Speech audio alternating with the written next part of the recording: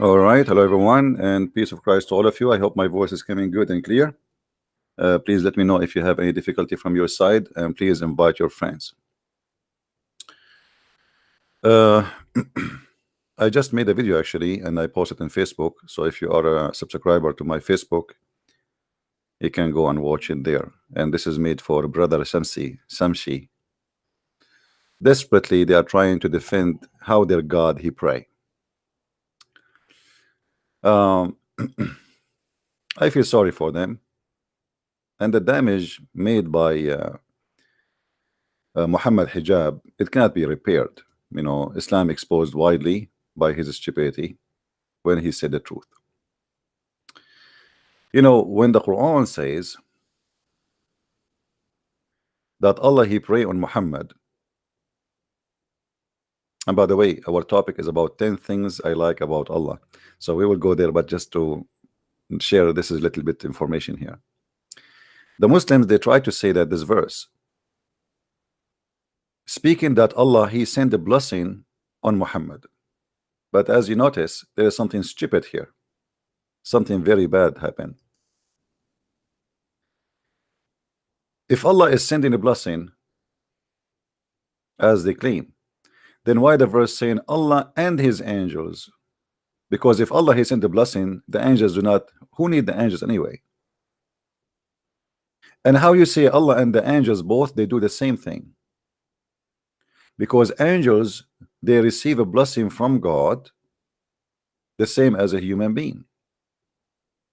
If I say to you, bless you, simply I am making it short. I'm saying may God bless you, because I cannot bless anyone. Blessing is a support of God to someone. Hello? Okay, somebody tried to call me. Please, if you are a Christian now, don't call me unless you are an ex-Muslim. So Allah and his angels send a blessing. This is the Muslim translation trying to cover up the problem. If Allah send a blessing, who need the blessing of the angels? Because all the blessing is coming from Allah if he is God. Angels are not required no more. Believers, because he says, and ye that who believe send the blessing, which means even Muslims are going to send the blessing. So what the Muslims can do more than what Allah did already? If Allah already he sent the blessing, what the angels can do more than what Allah he did? What the believers can do more than Allah he did? That is stupid. That is an insult to your God. You are just saying to us that me and angels and Allah, all of us, we can do one thing, which is sending the blessing. That's mean I am God too. The Muslim, they try to fix it, they make it blind. Because if you are saying that angels and believers and Allah, they are showering the prophet with a blessing, that's mean all of them, they are gods, equal gods. They have equal ability to do one thing, which is giving a blessing to someone. Guys, is my idea clear? Is my idea clear? Now they're trying to fix it. Remember, the Muslims, they are trying to fix it, but they make it blind. They try to fix the eye of Allah, but they make it horrible. Because if Allah already he blessed somebody, it's like, let's to make it simple for you. We have a guy, he is in charge of the warehouse of heaven, and he said to me, you are going to heaven. Then we have the same guy saying to the angels, ask me to send him to heaven, but already you promised him to go to heaven. And then we have the warehouse guy saying that the believers should ask him to send Muhammad to heaven, but already you said to send to heaven. You know what I mean? If Allah already the blessing, what does the blessing mean? It's mean you are a wonderful person, and you have my support. That's it. And who is talking? Allah. Who is the highest authority in Islam? The Muslim, they claim it is Allah, which is false, by the way. It is Muhammad. So if Allah already he promised Muhammad blessing, Who need the angel blessing? What the angels can do? The angel themselves, they receive a blessing from Allah. You know what I mean? And here it says, and who you believe sent a blessing too. So even the Abdul, normal Abdul like Shamsi, he have now. Muhammad is dead. This is the proof that Islam is a pagan religion. Muhammad is dead, and yet they pray asking Allah for a blessing for Muhammad according to them. But that is impossible because the guy is dead. After death, there is no blessing no more. And same time, if Allah blessed him already, what is the idea of asking for more blessing? Is it like about how many kilo? If there is so blessing, that's it. Allah blessed him. If there is 5 stars blessing and 4-star blessing, if Allah blessed you, you are blessed. So what is the point of saying that okay, angels send the blessing, believers send their blessing, and then at the tip of that says and salute him with all respect? Now there is a guy, he is an Arabic teacher, he says the word here yusalli means salute. The idiot, he forgot, he claimed that he have a long hair, he looked like a homo. Here the word salute is exist here. So you are saying to Allah, he said Allah, he sent salute, and the angels send salute, and the believers send salute, and all of you salute him, salute him, salute him. They are living in a chaos because they cannot explain the stupidity of Muhammad when he said that Allah, he pray on him. Now if you change the word of blessing, which the Muslim they fabricate the whole Quran, if we go all the Quran, whatever the word salah or yusalli or salawat appearing, you will find always the translation is coming always as prayer, always. Only when it's come to Allah, the Muslim they switch it to make it blessing. If you go here as an example, هو الذي يصلي عليكم هو الذي يصلي عليكم وملائكته. Okay, hold on. Let us show you here how the word yusalli getting Muhammad busted. Chapter 33, verse number 43. In this verse it says huwa here, go back to Allah. الذي يصلي عليكم, yusalli mean pray. The Muslim they will exchange this to a blessing. Let us exchange. Let us go to the translation, the fast translation.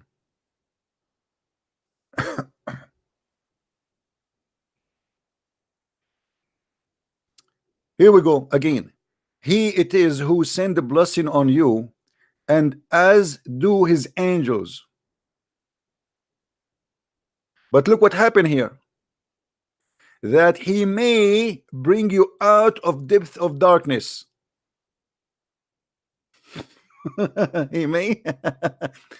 You receive a blessing before you go out of darkness. Guys, look, when the Muslims they change, they fabricate the translation, look how they make the Quran look so stupid. Because what you are saying to me, that those people are in darkness and Allah he blessed them before they leave darkness. They are may, that may, you see the way may. What a stupid religion. How you are promising them blessing before they leave from the deep darkness.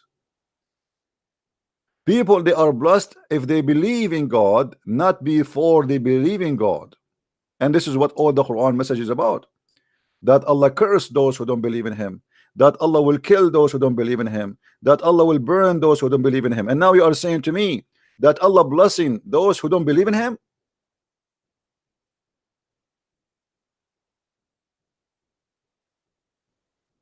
Are we following, people? Are we following? Do you see how this sentence here get the Abdul busted?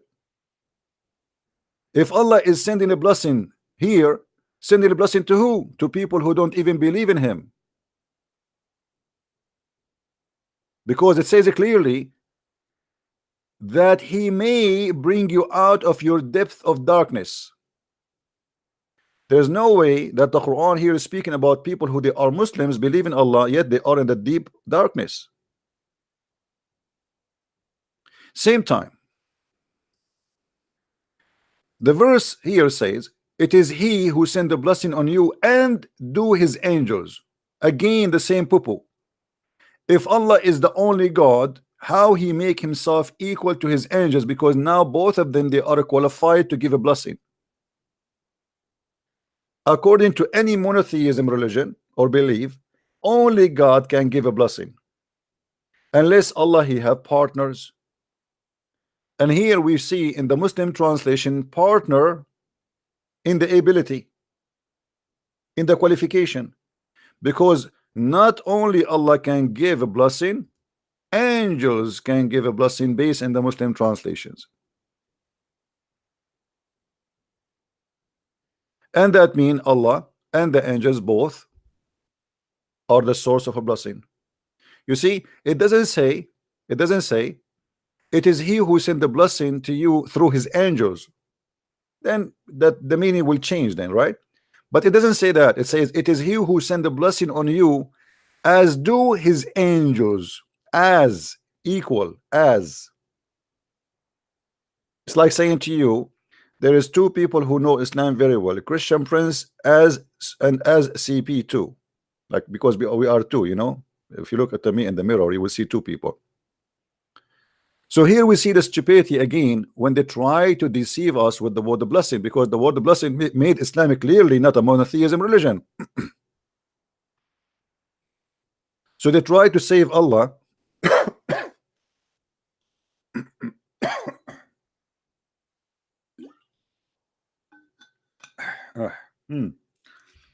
They try to save Allah from the poo he did, or let us say Muhammad, sorry, Muhammad aka Allah, but they make it even more horrible, as you see. And here we have a problem, another problem in the verse. Do you see the word may? Guys, have you ever heard of a God saying may? Okay, if you send me a blessing, maybe you bring me out of deep. What maybe mean?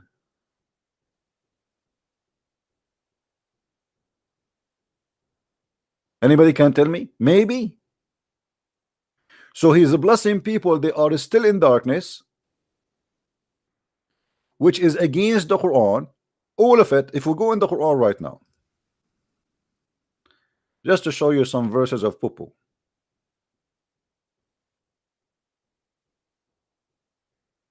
You know, nobody can beat Muhammad with the poo.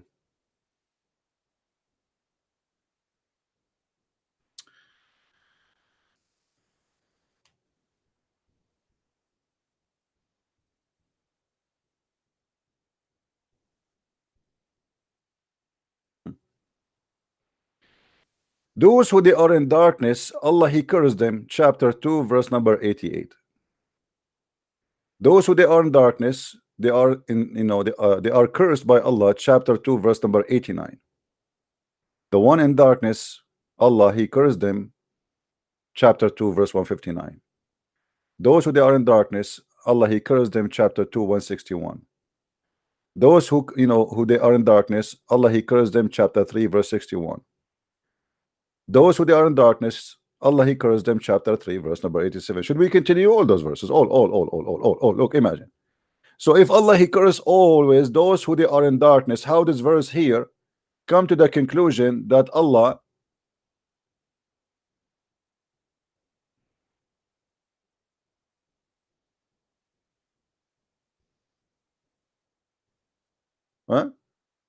he sent his blessing on you? I mean, something here very stupid, right? And we can go all over the verses in the Quran. It's the same story.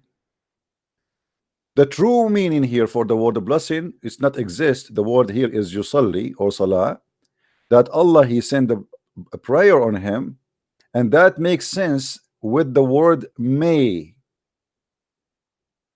Correct, guys? Because I pray to God, so may God answer me. All right, my prayer is not guaranteed to be answered, correct? This is why, that's explain why the word may here is exist, because here the word is he pray. If the blessing received already, there's no need for may, for I'm blessed already. Do you understand me, people? If the word here is a blessing, if this is a correct translation, not a fabricated one, then there is no need for the may. For the one who receive a blessing of God, that's mean he is saved. You don't say I blessed you when you are a bad person.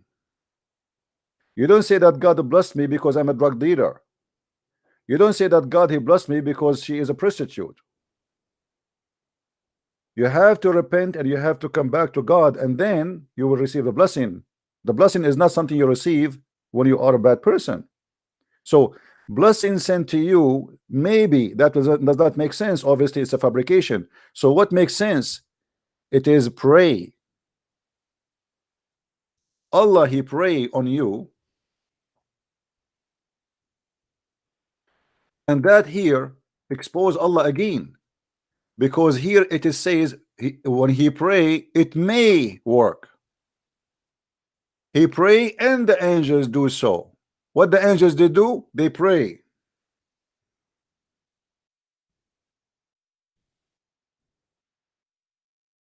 Are you following? And after the prayer, what we have? We have may, which means something is not guaranteed. When God he do pray, obviously this God is just a man like me, because simply the word pray attached to me. You see, if the Muslim they say the prayer of Allah is different from our prayer, then there's no need for me. For is God he says something, if the Quran says if Allah wants something to happen, he see B is going to be correct. Okay, here we go. Allah he sent the blessing. What may is for? And who need the angels? What the angels here for? What is the job of the angels? And as you see, it says it clearly that Allah he pray and the angels they do so the same exactly as Allah he do. That's mean angels they have same ability the same as Allah or Allah.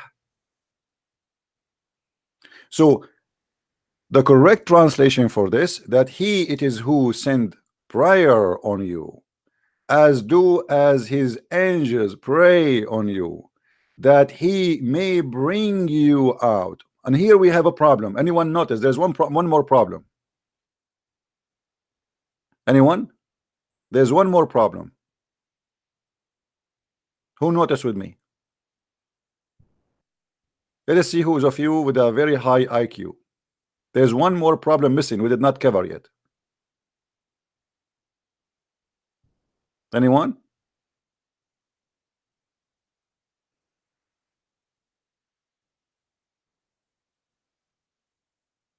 Who noticed? The he word. Thank you. What's your name? Shahararir. He. Okay, read with me, guys. If the angels they will pray for you or even send a blessing, but at the end of the day it is he may. So what this angels for? I mean, who need the angels if it is he at the end of the day? I mean, what the angels are doing here? And as long he still he cannot, he is not sure, because it says he may.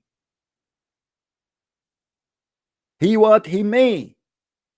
Allah talking about who? About himself. He may. Well, he may be God, he may be not God, because obviously God he should be sure if God says something is going to be. So if Allah he pray for me to be saved, does that mean the prayer of Allah is not working? Let us make it fit with the Muslim translation. If Allah blessed me to be saved, are you saying to me Muslims that Allah he said may he bring you, because it's not guaranteed that the blessing of Allah is functional?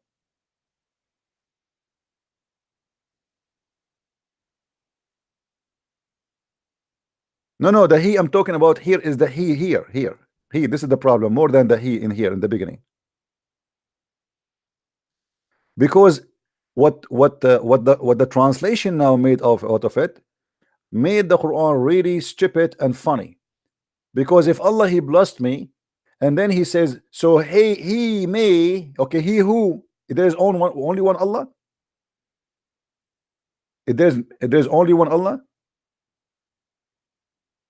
Or there's two Allah? The Muslim they will say there's only one Allah. That's wonderful. So if Allah he gave me blessing, so what do you mean he may bring you out of darkness? I'm blessed already. I'm blessed for what reason? For being a bad person? I'm blessed for being a kafir? I'm blessed for being a guy, his name is a Christian prince? For sure not.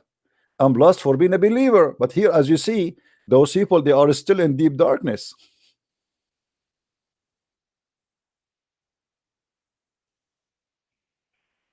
Do you see it? This is the stupidity of Islam. The Muslim, they try to solve the problem, they always make it blind. All right. Now, I think we explained this enough. And again, I made a video in Facebook. If you are a subscriber on my Facebook, Christian Prince official Facebook, you can watch the video for Brother Shamshi. Now we go back to the topic which we started the title with, 10 things I like about Allah. Number one, Allah is a fool. As you see, here we go. We just give you an example. Allah is certified fool. Brother Shamsi, he made a video trying to explain the verse about Allah praying on the Prophet, and he chose At-Tabarani, and he said, let me show you, we Muslims, we go by tafsir. We don't go by he said, she said. We go by tafsir. I will go to Imam At-Tabarani. And this is what I made the video about just 5 minutes before I start the broadcast. I went to At-Tabarani, and guess what I found in At-Tabarani? And now Shamshi, he cannot say to us he don't accept At-Tabarani, because as long as At-Tabarani, and he said in the video, At-Tabarani existed 360 years after the Prophet, and he know Arabic very, very well. Okay, I agree. He agree. You know, I agree. He know Arabic very well. I have to agree. Look what At-Tabarani explaining chapter 86 verse number 6, and you will see that Brother Shamshi, he will bite his I don't want to say what his prophet said. Anyone remember what the prophet said? If somebody is proud about his family, tell him to go and bite the penis of your father. I'm not saying that. The prophet said that, so don't say I'm being rude. This is the quality of Muhammad. So now Brother Shamshi, he need to explain to us, as long he like At-Tabarani, and he considered the Tabarani is his guidance of explanation, because when you go and read At-Tabarani for us to prove a point, it's mean you agree with him, and there's no question about your agreement. So I went to At-Tabarani to see what he say about the chapter 86 verse number 6 and 7, which is very funny, stupid chapter in the Quran. If At-Tabarani is the one you favor and you think he is the best for you to explain the Quran, well, we have a problem. This is what At-Tabarani said, explaining that Allah, he says, فَلْيَنْظُرُ الْإِنسَانَ مِمَّا خُلِقَ مِنْ مَاءٍ دَافِقٍ يَخْرُجُ مِنْ بَيْنِ الصَّلْبِ وَالتَّرَائِبِ. He says, ماء دافق, a gushing fluid, which is a supposedly sexual fluid, which is gushing and loaded and spread inside the woman womb. Inside the woman womb, the gushing fluid go in the womb of the woman. And then he says, and it come from between as-sulb wa taraib. And he explained what as-sulb mean, what taraib mean. Look what he said. It's meant the water of the man and the water of the women. So the human being, you know, there's two water in Islam: water of the man and water of the woman. because the baby is created from both, which means the water of the man and the water of the women. That's wonderful. فَمَاءُ الرَّجُلْ مِنْ صُلْبِهِ, and the water of the man is coming from the backbone. And the water of the women is coming from her ribs. You told me you like At-Tabarani, right? Okay, here we go. Enjoy At-Tabarani. And now he said it's coming from Tara'ib. And now At-Tabarani is explaining to Brother Shamshi what At-Tara'ib mean. He says, الترائب جمع التربية وهو موضع القلادة من الصدر وهو 4 أضلاع من يمنة الصدر و4 أضلاع من يسرة الصدر. وسئل أكرم عن الترائب فقال هذه ووضع يده على صدره بين ثدييه. Let us translate. At-Tara'ib. What At-Tara'ib? Because this is where the sperm of the woman is coming from. He said it is a plural name of At-Tarbiyah, and it is the location of the necklace of the women. Hold on. I need to explain here what exactly this is mean. Give me a second, just to show Forget about Allah praying now. I mean, we have a bigger poo-poo, because if Allah is God, should not say such a stupid thing. Correct? Forget about Allah, he pray or he don't pray. Forget about this.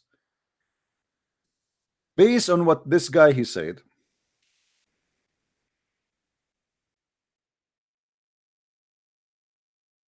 let's find a picture of a woman. Need a woman showing her not too much, you know. Okay, let's see.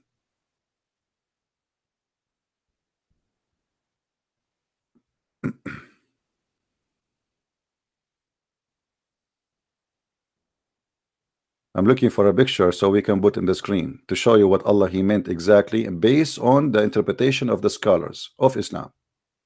So the Muslim will not say we are making things up and this is our, false interpretation. And as you see, Brother Shamshi, he is the one who chose At-Tabarani. I mean, that's it. We are done. We solved the problem. At-Tabarani, At-Tabarani. Who knows better? At-Tabarani. Who chose At-Tabarani? Brother Shamshi. I'm trying to find a picture where a woman, she is wearing a necklace. Hold on.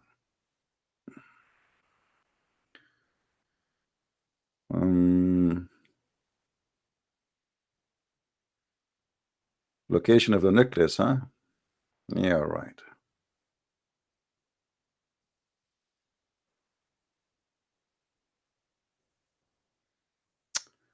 What's wrong with this website? Everybody in the bikini. This is a free website, give you free pictures, but we want somebody dressed up. These days, nobody like to dress up, right? Yeah, it's hot. I have -4 outside. All right, let's see.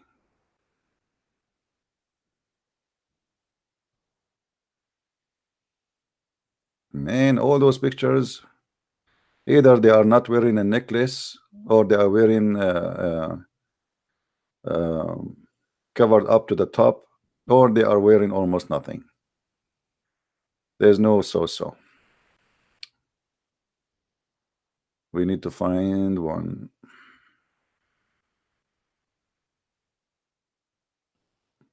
Man, I review already like 300 pictures, still we could not find one.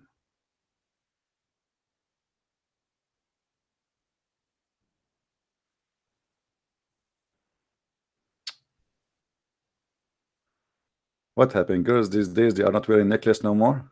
Not even a single picture I went through, they are wearing necklace. Because I want to show you exactly, because he said that it's a location of the necklace, and I will show you exactly what does that mean. You know what it's okay, but but I want to show you the exact location. But anyway, let us see. As long we could not find, we let's choose any picture of a woman, not a specific. All right.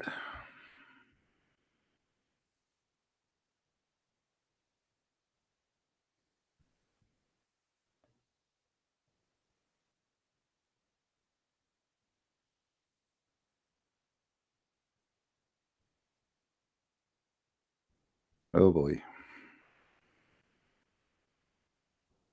Come on, just one, just one. Not even one.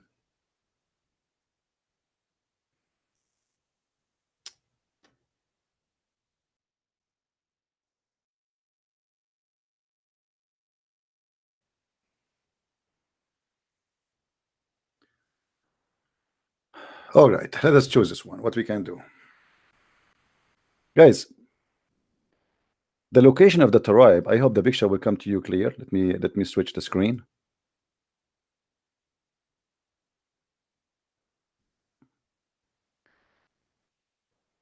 You see, when you as a male, and male and female, they are very close in the shape, right? But there is something unique about the female. Is the location here is different from the male. Uh, let us say there's a little bit of different. So what the Quran is saying, that the sperm is coming from here. The location of the necklace is going to be in this area where the two ribs meet, in this area here, where the neck meet. You know, if you put your finger here between your two chest bones, you know, there is a place here you can put your finger through. This is exactly where the sperm of the women is coming from. It is the location where the two ribs met from the top. And this is what the Quran is saying, and this is what is the explanation saying. And obviously this is a proof to us that Allah must be God. I mean, how Allah he knew this unless he is God? Come on, think about it. You see, if Allah not God, he will not come with such a conclusion, which is extremely scientifically correct and extremely true. You know, I don't know how many Muslims will convert to Islam after they notice this, you know.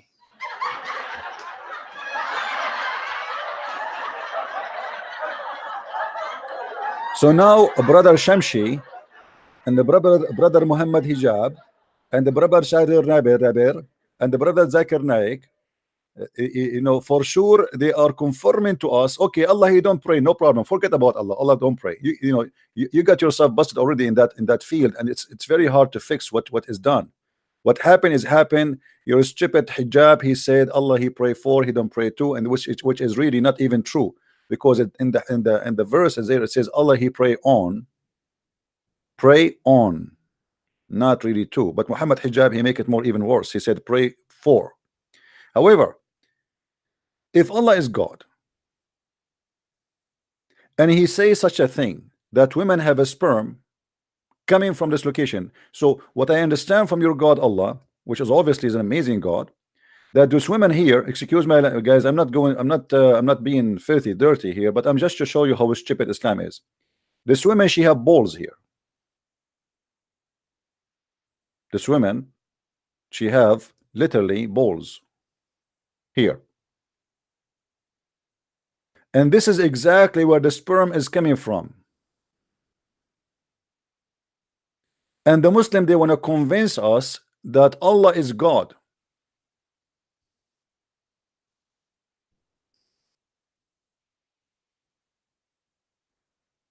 Do I need to debate about anything else?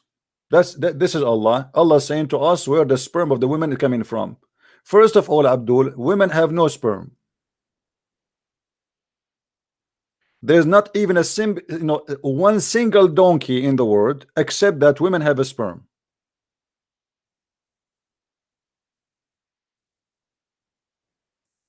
Muhammad, the prophet of Islam, because he is scientifically correct, and he have a lot of knowledge in sperm and business of sperm. He have a clinic for sperm. Women, they used to come to him and says, there's a woman, she came to the prophet.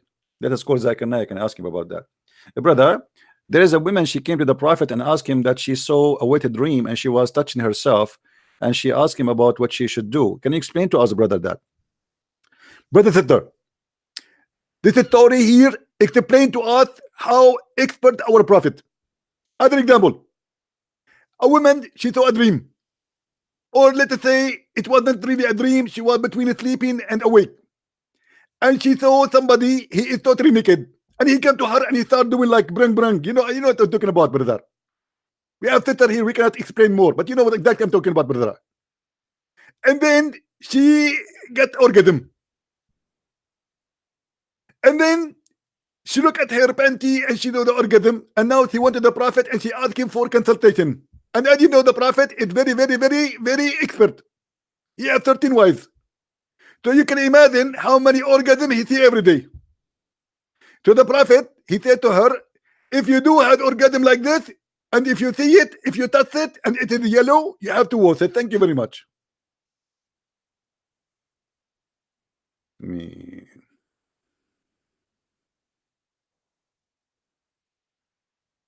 That is science. And Dr. Zakir Naik is a doctor, remember. Now, a Muslim, he might say to us, Well, At-Tabarani is wrong. Well, At-Tabarani is wrong. You are the one who quote for me At-Tabarani, Shamshi. Okay, we change At-Tabarani. Forget about At-Tabarani. We can go to different one. I mean, look like all of you are wrong.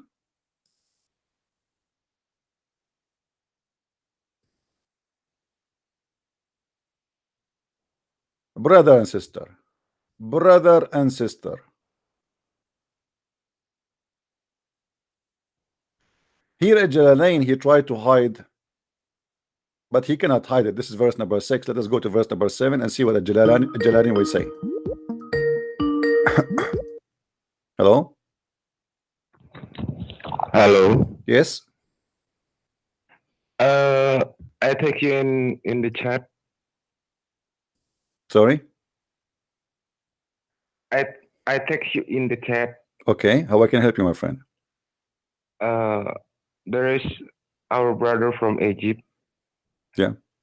He he he want to convert to Islam, to live Islam. Okay, my friend, he can call me. Just give him my debate TV account in Skype. He can call me, not you. If you want, if he is serious, he can Yeah. call me. I will be happy to talk to him. Okay. All right, my friend. Thank you. He No, guys, don't call me for those things. If somebody want to leave Islam, so what? I have hundreds of people leaving Islam every day. You want to call me? Call me. That's not a big deal. I mean, so what? Leave Islam? Are you going to have party? No. This is his salvation. You want to call me, feel free. You don't want to call me, it's up to you. Read with me carefully. Issuing from between the loins of the man and the breast of the women. So this is a Jalalain. He agreed that Allah, he is very scientifically accurate, and he is speaking about the sperm of the man coming from the backbone of the man, and the sperm of the women coming from the backbone of the from the ribs of the women. How that can be? All right. Any Muslim?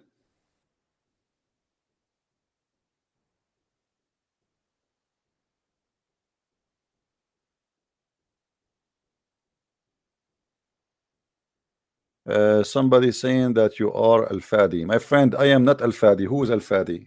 People are weird. I am Al-Fadi. Is missing to say to me, I'm David Wood. What's wrong with people? Can't even recognize voices? Listen carefully. Don't send me, please, text messages to my Skype if it's silly. I have a topic. As you see, you are disturbing me from my topic. Text me only if it is really necessarily, and call me only if you have something to do with the topic, and only when I say Christians they can call. First of all, I say Muslims call. Unless you are an ex-Muslim, you can call me anytime. Or you are a person who decide to leave Islam. All right? All right.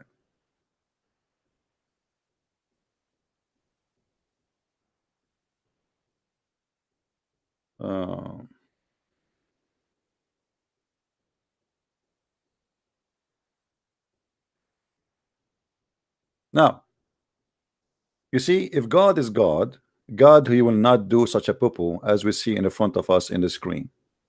Now we can change all the interpretation of the Muslims. You will see all of them, they agree in one thing, that Allah here is speaking about that there is a sperm coming, gushing fluid, coming from the backbone of the man and from the ribs of the women. And as we said, we showed you that this is the location of the necklace of the women.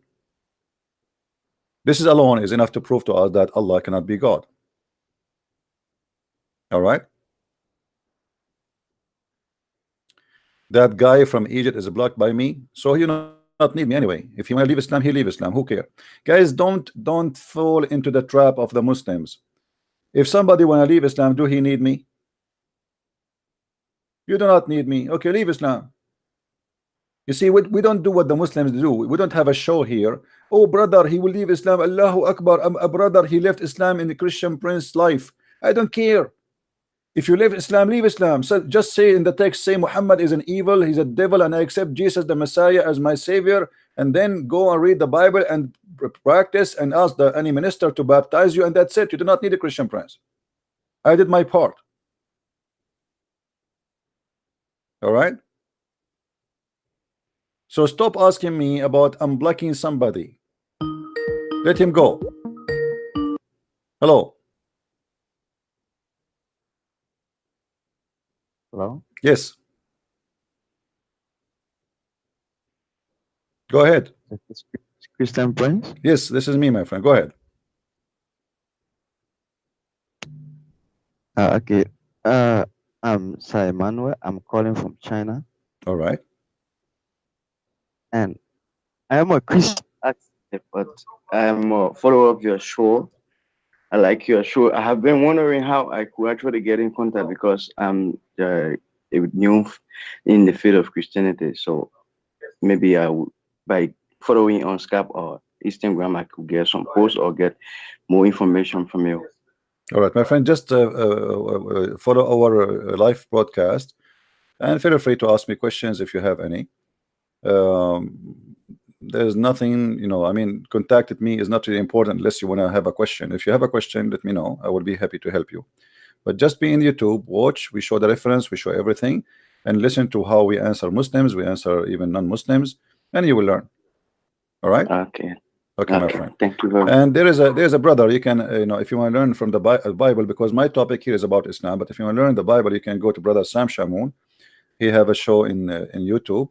You can join his class. He teach the Bible, and there's many other Christians actually. You can join them, and they will be happy to answer your questions. But feel free to call me anytime if you have a question. All right? And I'm happy to hear Okay. that's. I was in China before, and I hope soon I will go, again to China to do some teaching there. Okay. Thank you very much. Take care, my friend. Bye bye. Bye. All right. We go back to our topic. Uh,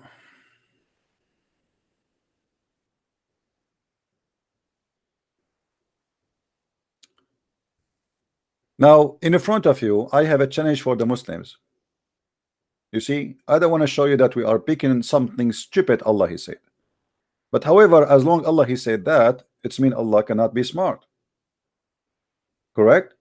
As long the one who said this in the front of us is Allah, then the Muslim, they cannot claim that Allah is a smart God. You see, the Muslims believe that every word in the Quran is from Allah. If you ask the Christians or even the Jews about the Bible, they will say no, the Bible is not written by God. The Bible written by man, human being like me and you, prophets, or even there is a stories in the Bible. It's a book of history about God and man, as simple as that. So in the Bible we have stories about people did bad things. In the Bible we have stories about people reporting normal things, like this person, he have horses, he have etc. It's not necessarily God is talking. There is God there and there's man there talking. Here we have 100% supposedly God talking. So a Muslim, he cannot say this was a mistake of Muhammad. Same time, they cannot even use that mistake, because the Muslim believe that everything Muhammad he say, it is an inspiration from God. If we go in the Quran, we will find the following. Muhammad he claimed, you see, Muhammad he fabricate verses in the Quran claiming that everything he say is an inspiration from God. It is not inspiration actually. It is just it's revelation. It's more than inspiration.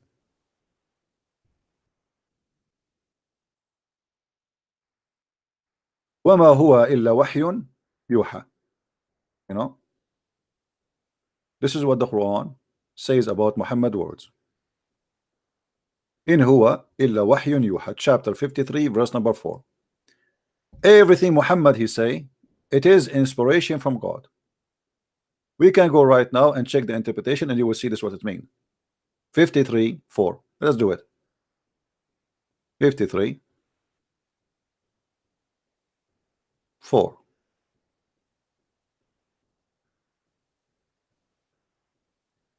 Do you see it? Everything is inspiration from Allah. It's revelation.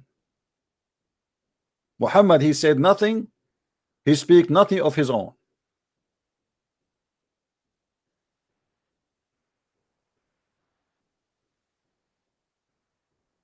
So the Muslim, he cannot say to us that this was a mistake made by someone. This is coming from directly from Allah. All right.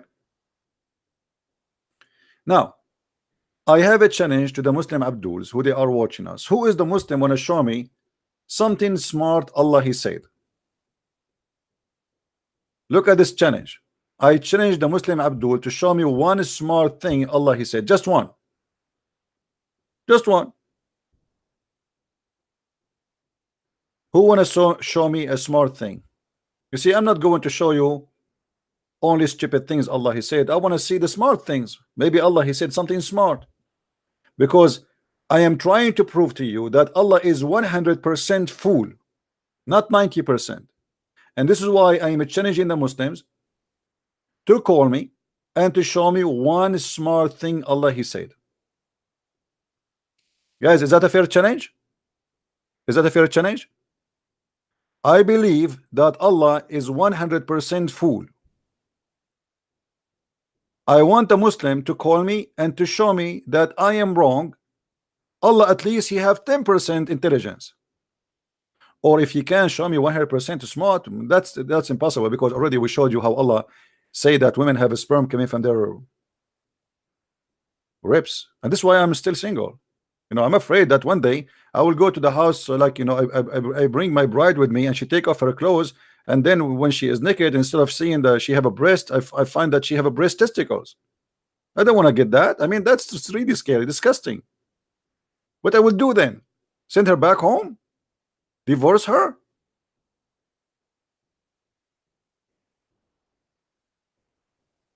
As long Allah is teaching us that women, they have a breast testicles, well, all of us men, we have to think twice and 3 times and 5 times before we get married. This is very dangerous.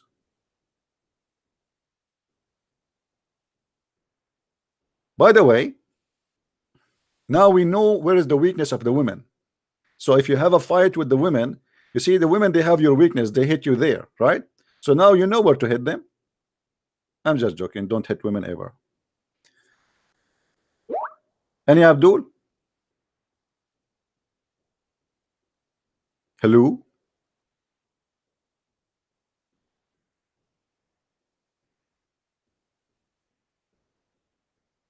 You see, this is what is good about what we do here in the internet. As you see, people from China, people from Indonesia, from Korea, from Thailand, from everywhere, they are listening. That's wonderful, right? And people are learning the stupidity of Muhammad and the stupidity of the false Quran. Yet the Muslims, they claim that the Quran is a book of science. Hello? Hello? Okay, why they call me if they want to talk? I don't know. Mystery. Don't call me, please, unless you want to talk.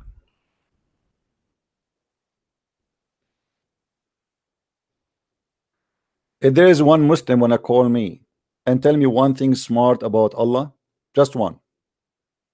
You see, if I go right now and search in the in the Prophet Google, peace upon him,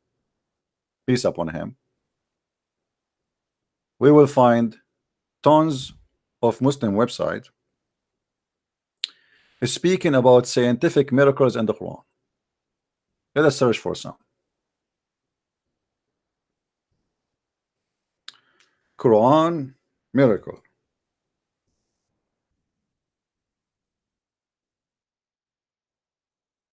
And then if we examine those, what the Muslims call them miracles, we will find all of them, they are shish kebab. Look how many, look. If all of this in the Quran, all of this, the speed of light, the vision, the volcano, the pharaoh, the mummy, the sinkhole, extreme explosion, spider web, mountains, age of universe, human embryo, internal wave, milk, brain functions, brain functions. Hold on. Hold on. That's something. That's something. The Muslim, Allah, he found how the brain function. Oh, I'm really interested, guys. Do you want me to check this one? Let us vote. Who want me to check at the brain function one? I am a person who like the brain, because here we see the intelligence of Abdul. What do you think? Should we go to the brain function, or we choose something else? Should let it go, or we go to the brain function? Tell me, guys. Tell me, please. What do you want? Which one you want? Whatever you want, I will go. Brain function. All right. I told you 1,000 times that we are Arab. We are stubborn. If you say to us yes, we say no. Come on, don't you learn? We are Arab. We don't go by democracy. Okay, most of you now, you say the brain function. Me as an Arab, I cannot accept. Brother Tatar.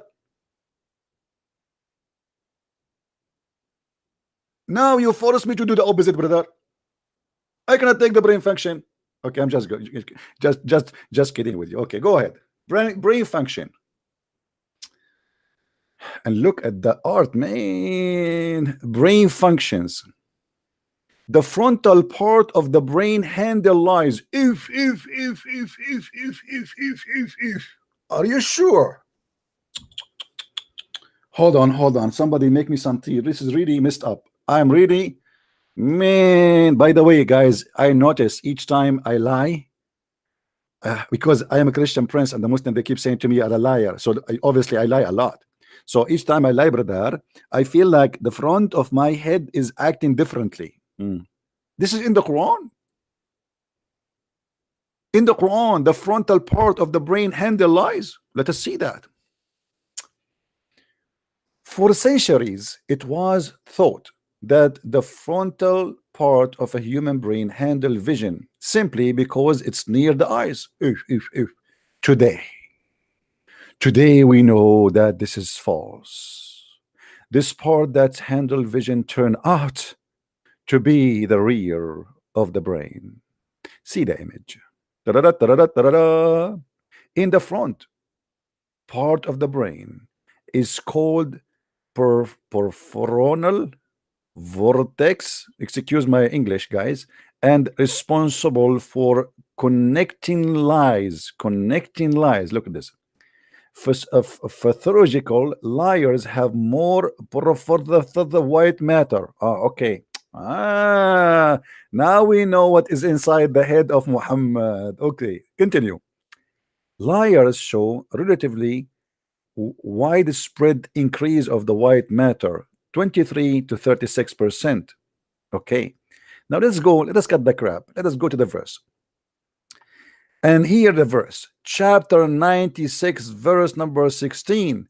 A lying sinful forehead. Unbelievable.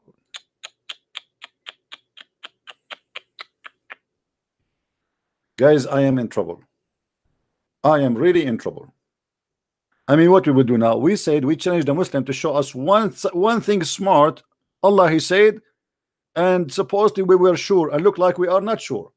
Let me get you Abdul busted as usual. If we go to chapter 96, verse number 16, and we will do it live in front of everybody. Oh boy. I'm sure the Muslims, they love me. Do you love me? Do you?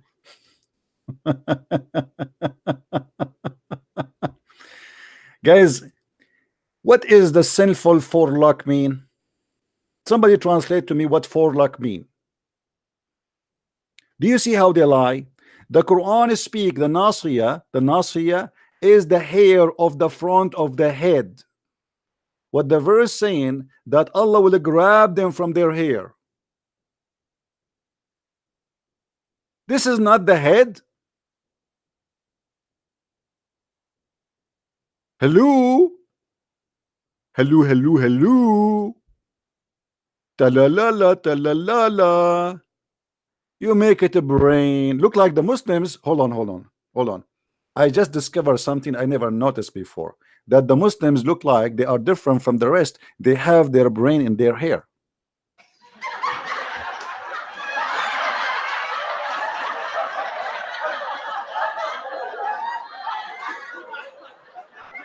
It's obvious, brother. It is really obvious. Right? Man. I don't see love from CP of those people. My friend, you are looking for my love. You need the love of the Prophet Muhammad. But just be careful. Don't sit in his lap. You sit in his lap, you are screwed. Just be careful. No love.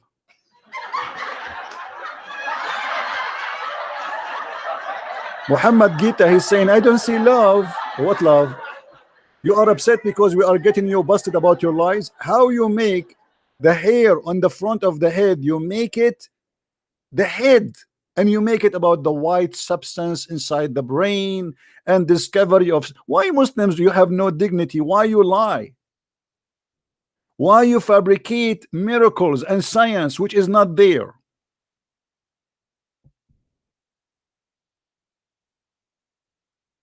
Hmm? Why you do? Shame on you. Shame on you.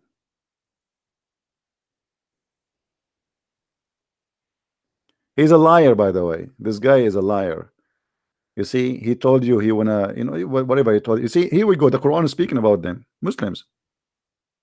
So what the Quran is saying, that Allah will grab you from the front of your head, which is the hair. He is not talking about the head itself. The Muslim, they make it a miracle and they make it science, and they start quoting for us from scientific books, and they try to make it about the Quran. Okay, this miracle get busted. Which one next, guys? Which one you want? Which one? Choose from me. Look how many. Look how many. I want a Muslim to choose from me one. Which one? Which one? Look. Mean all of this in the Quran. Even the hamburger. Even the hamburger is there. Unbelievable. Look at this boy. Look at this boy. Breastfeeding. Oh, don't talk about breastfeeding. Please don't talk about breastfeeding. I mean, this is alone is something. The only one who taught breastfeeding for adult in the whole universe, his name is Muhammad, peace upon him. And this is why I'm afraid that many of the men listening to me now, they might convert to Islam. Have you ever heard of a man, he is in the age of 50 something, he advised a woman, because a man, he is looking at her in a dirty way, to give him her her boobs? Man.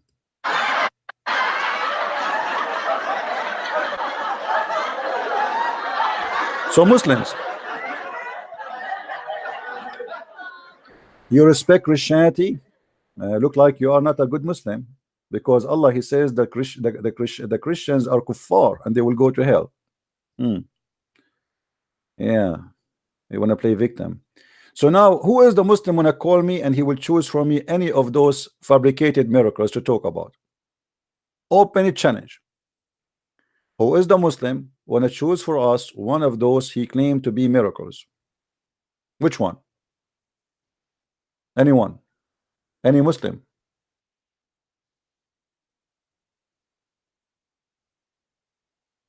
Bagul, man, you know, one more time you repeat this guy, he is going to leave Islam, I'm going to block you too. Who is holding him from leaving Islam? Do he need to talk to me to leave Islam? Leave Islam. I'm holding you. Like, do I have a glue? If somebody decide to leave Islam, he left Islam. That's it. He do not need me. Bye-bye. Hello.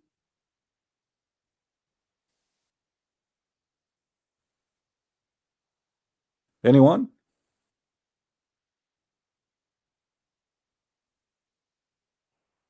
Any Muslim? Who is the Muslim want to show me which one of those miracles are true? I accuse them that they have fabricated 100% false miracles and nothing there is true. Even hydrogen in the Quran. Look. In the Quran, hydrogen.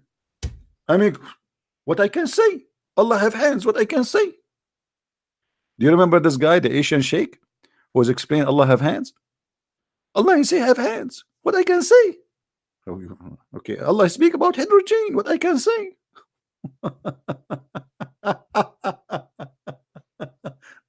Allah spoke about the hydrogen. Allah spoke about pairs. Allah spoke about expanding the universe. Any Abdul. Any Abdul, my friend? Who is Abdul wanna call me? Come on. It's a challenge for you. Name for me the one story is true there.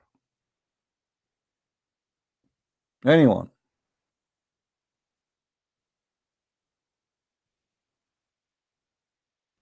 Mayday, Mayday. Anyone? Explain the hamburger.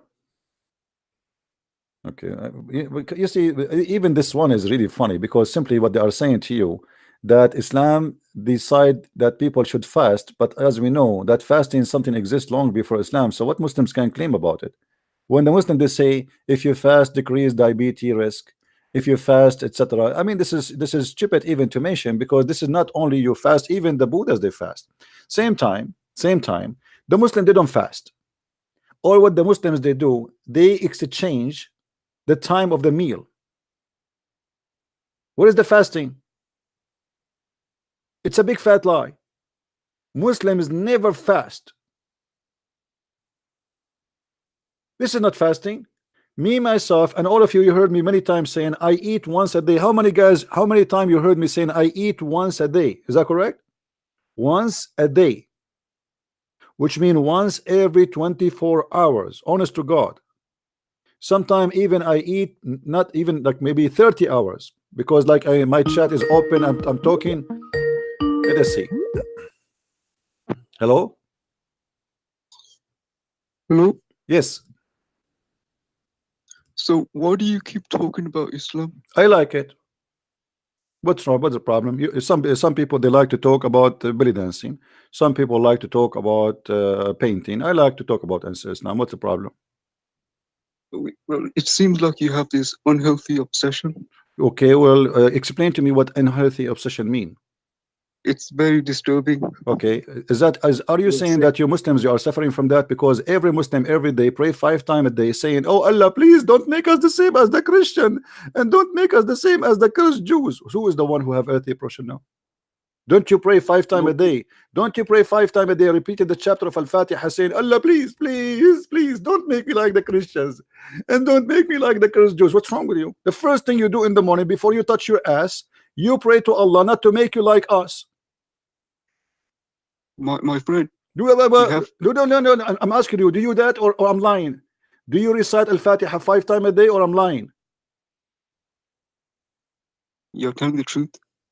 I'm telling the truth. Thank you very much. So why you do that? Do you have a health problem? Why you Muslims do that?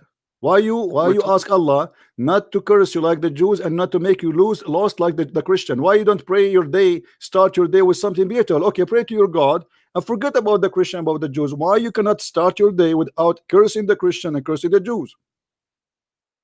Are you finished? Yeah, I guess. Go ahead. Okay, I apologize for talking while you were interrupting me.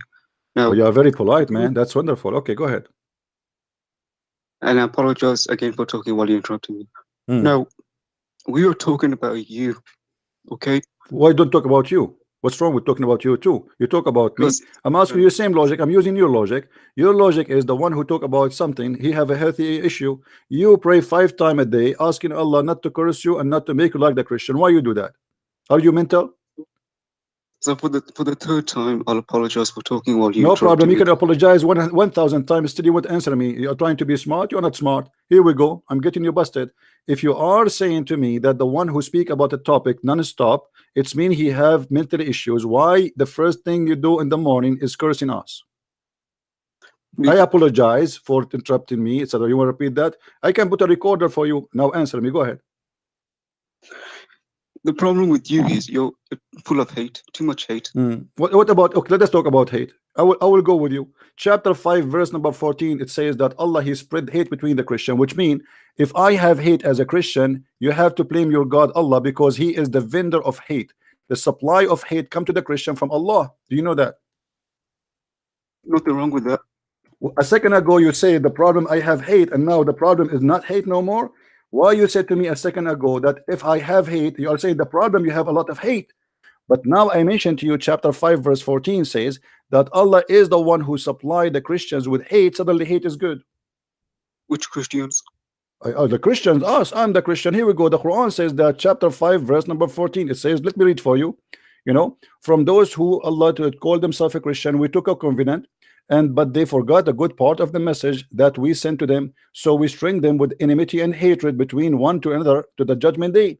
So as long you are against hate, are you willing to condemn the teaching of your God, and he is the one who supply us with hate? Which Christians? I mean the Christians. Which Christians? The Hindu, obviously.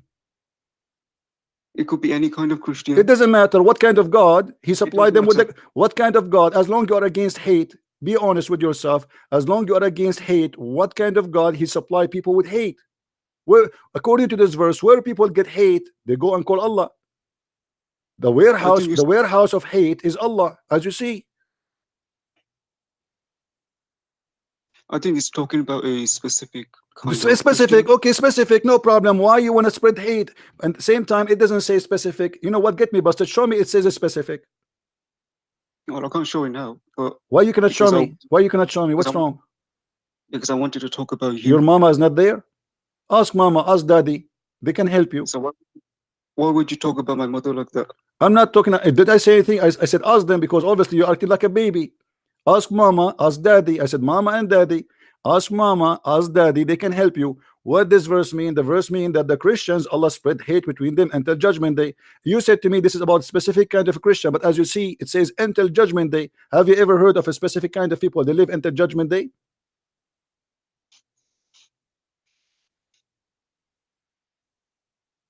Do you want to call a Listen. friend? Listen, I'm listening. Go ahead. By the way, I notice you are dangerous. How? I don't know, like you are very deep. You're very scared of me, that's why. I'm terrified. Yes, I will end your career tonight. And now, how you respond to what I said to you? I'm waiting. Well, I think it's a specific kind of Christians. Doesn't matter. Let us say a specific kind of a Christians. Let us say Christians who have two noses. What kind of God he supplied them with hate? Why he want to spread hate? Is your God Allah is a devil or he is God? Because some people will never change. So you never change. So you supply them with hate, and then they will do what? They will go and do killing. If you supply somebody with hate, is that will make him better person, or will make him more evil, and then he will hurt other people? So what is the benefit of Allah? What Allah is generating as a benefit from spreading hate?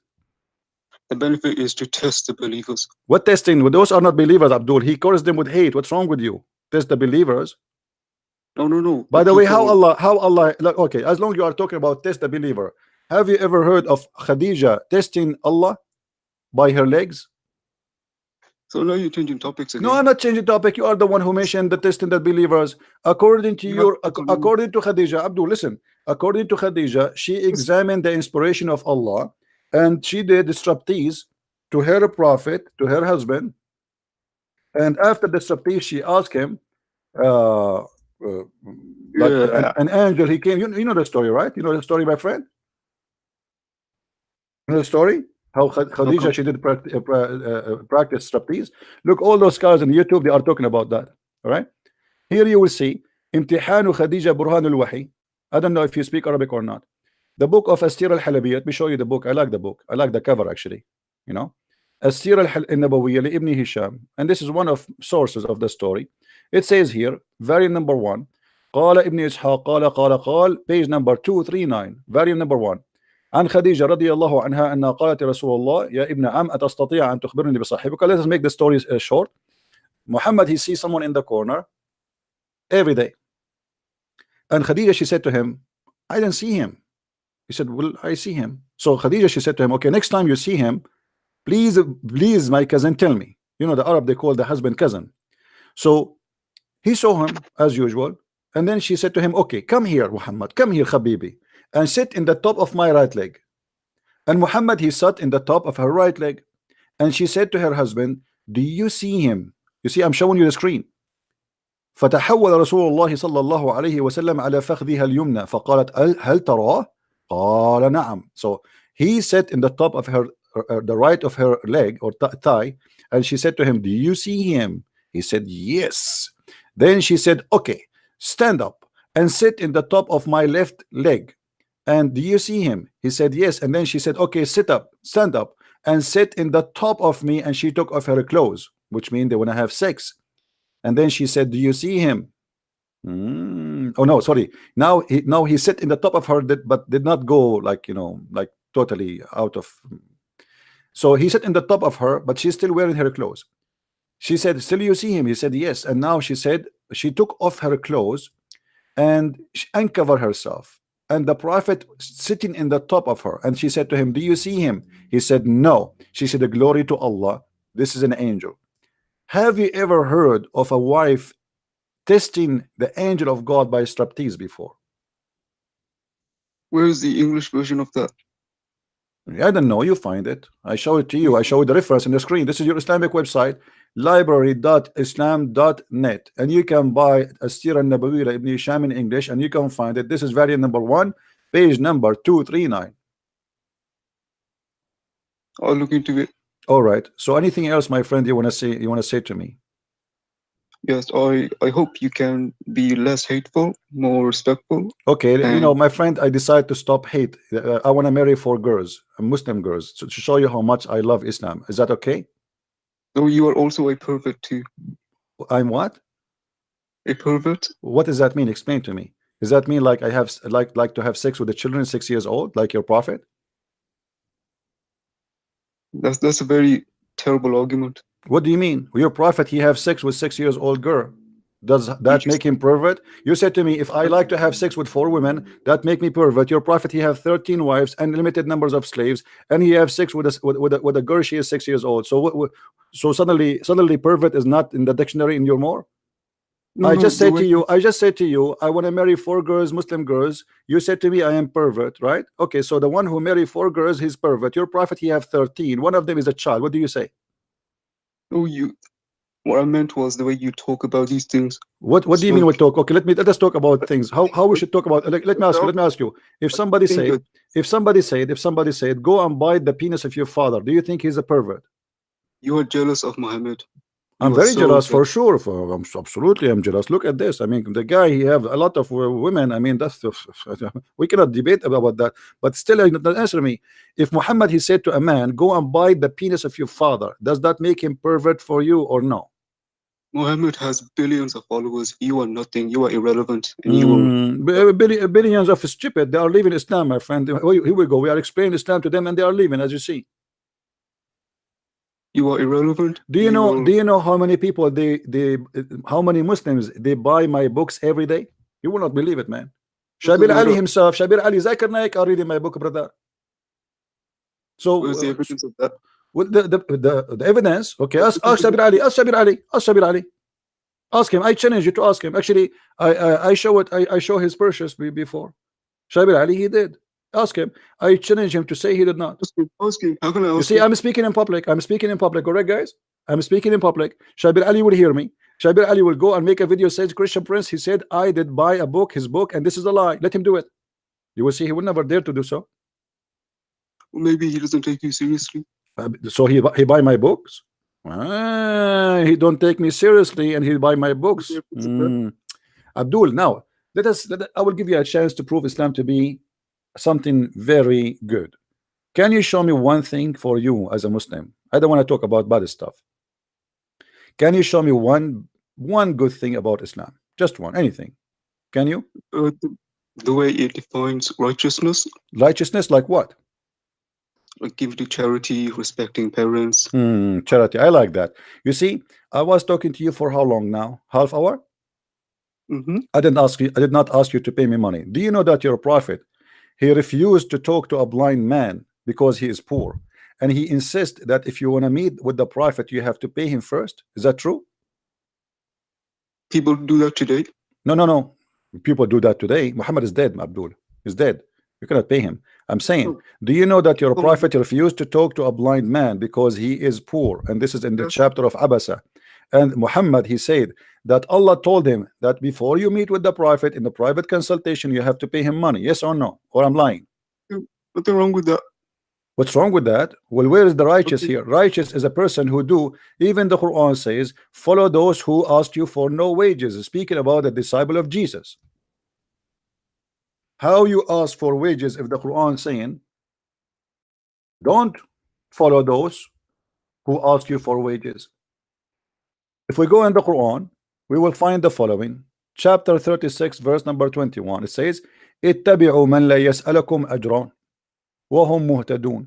This is about the disciple of Jesus. This is about Paul and Peter and Simon Peter and John.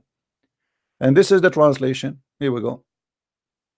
So how Muhammad says that Allah says that the disciple of Jesus says that Allah told them to say that obey those who ask no wages from you as a return of guidance. Yet Muhammad, he said to them in different verse, well, if you want to meet with the prophet, you have to pay him. Not only that, Muhammad, he claimed that he can pray in your behalf. You know, you pay him. Let me show you, my friend. Here you go. What was the payment for? The payment because he pray in your behalf. I mean, this is wonderful. All right. Yeah, It could be for anything. It could be for anything. Okay, sure. This is what it says in the verse, brother. This is what it says in the verse. The verse says that what I can do. I mean, come on, listen. Anything. Abdul, listen. The verse says that, so we cannot. Are you making fun of Allah, my friend? Are you making? You are making. Okay, so the verse says that. How you know that doesn't say that? Here we go. Chapter 9, verse 103. It says, "Take from their money alms, so you can like sanctify them, purify them, and pray in their behalf. Give me, okay, my brother. Give me, brother, $5. I will pray in your behalf." What kind of a prophet? If you pay him, he pray in your behalf. What does that mean? He's like he's a contractor for prayer. Read with me. You keep going. Abdul, you keep going from one topic Abdul, to yes, another. I'm going from one topic to topic. I'm going with you. You are the one who said to me, aren't you the one who said to me charity in Islam? Aren't you the one who mentioned that? Let us see where the charity goes. Of their goods take alms, that thou mightst purify, sanctify them, and pray on their behalf. So if you pay Muhammad is like a Pepsi Cola machine. He have a hole. I'm not going to say where. I'm very polite. You put the coins there, Muhammad, you start saying, Alhamdulillah, Rabbil Alameen, Al-Rahmanul Rahim. I like to eat teen, fight for Palestine against the Jews, in Takbir. Okay, now, by doing that, by paying him, he pray in your behalf and he sanctify you. Since when somebody pray in the behalf of somebody because he paid him? Explain to me. Is this another verse? Yes, this is another verse. What happened to your Well, you voice? keep Are you going okay? from- Are you under the table now? Go, keep Abdul. going Go, from one Abdul. Let the man of the house call me. Okay, let your mom call me. I want the man of the house to call. Oh, we have a Muslim is calling us, trying to call us. Hold on.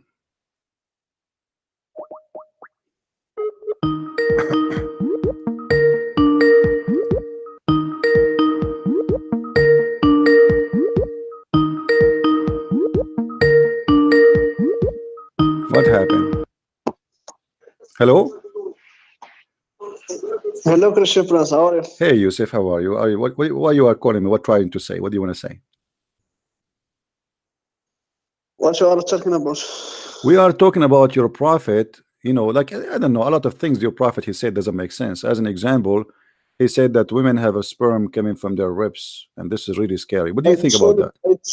I challenge you to show me the word sperm in the verse. Oh, Why there's you no are verse. lying? Why? Oh, okay, hold on. Why you are lying? Okay, hold Why on, you hold are on. lying? Okay, hold on. Let us see who's lying. Okay, hold on. We will go. Hold on, guys. Okay, we will go. Why you are lying? We will see. All right. Show This, me hold on. Let us see. Everybody will see in a second who is lying. This is verse number 6 and verse number 7. Let us see. In a second, people will see if this is I'm lying or not. Okay, here we go. Go to verse. Abdul. Hold on. Abdul, please. My friend. Hold on, please. You know, people. No, we show things. We show things in the screen. We show things in the screen. Please. Okay. Okay.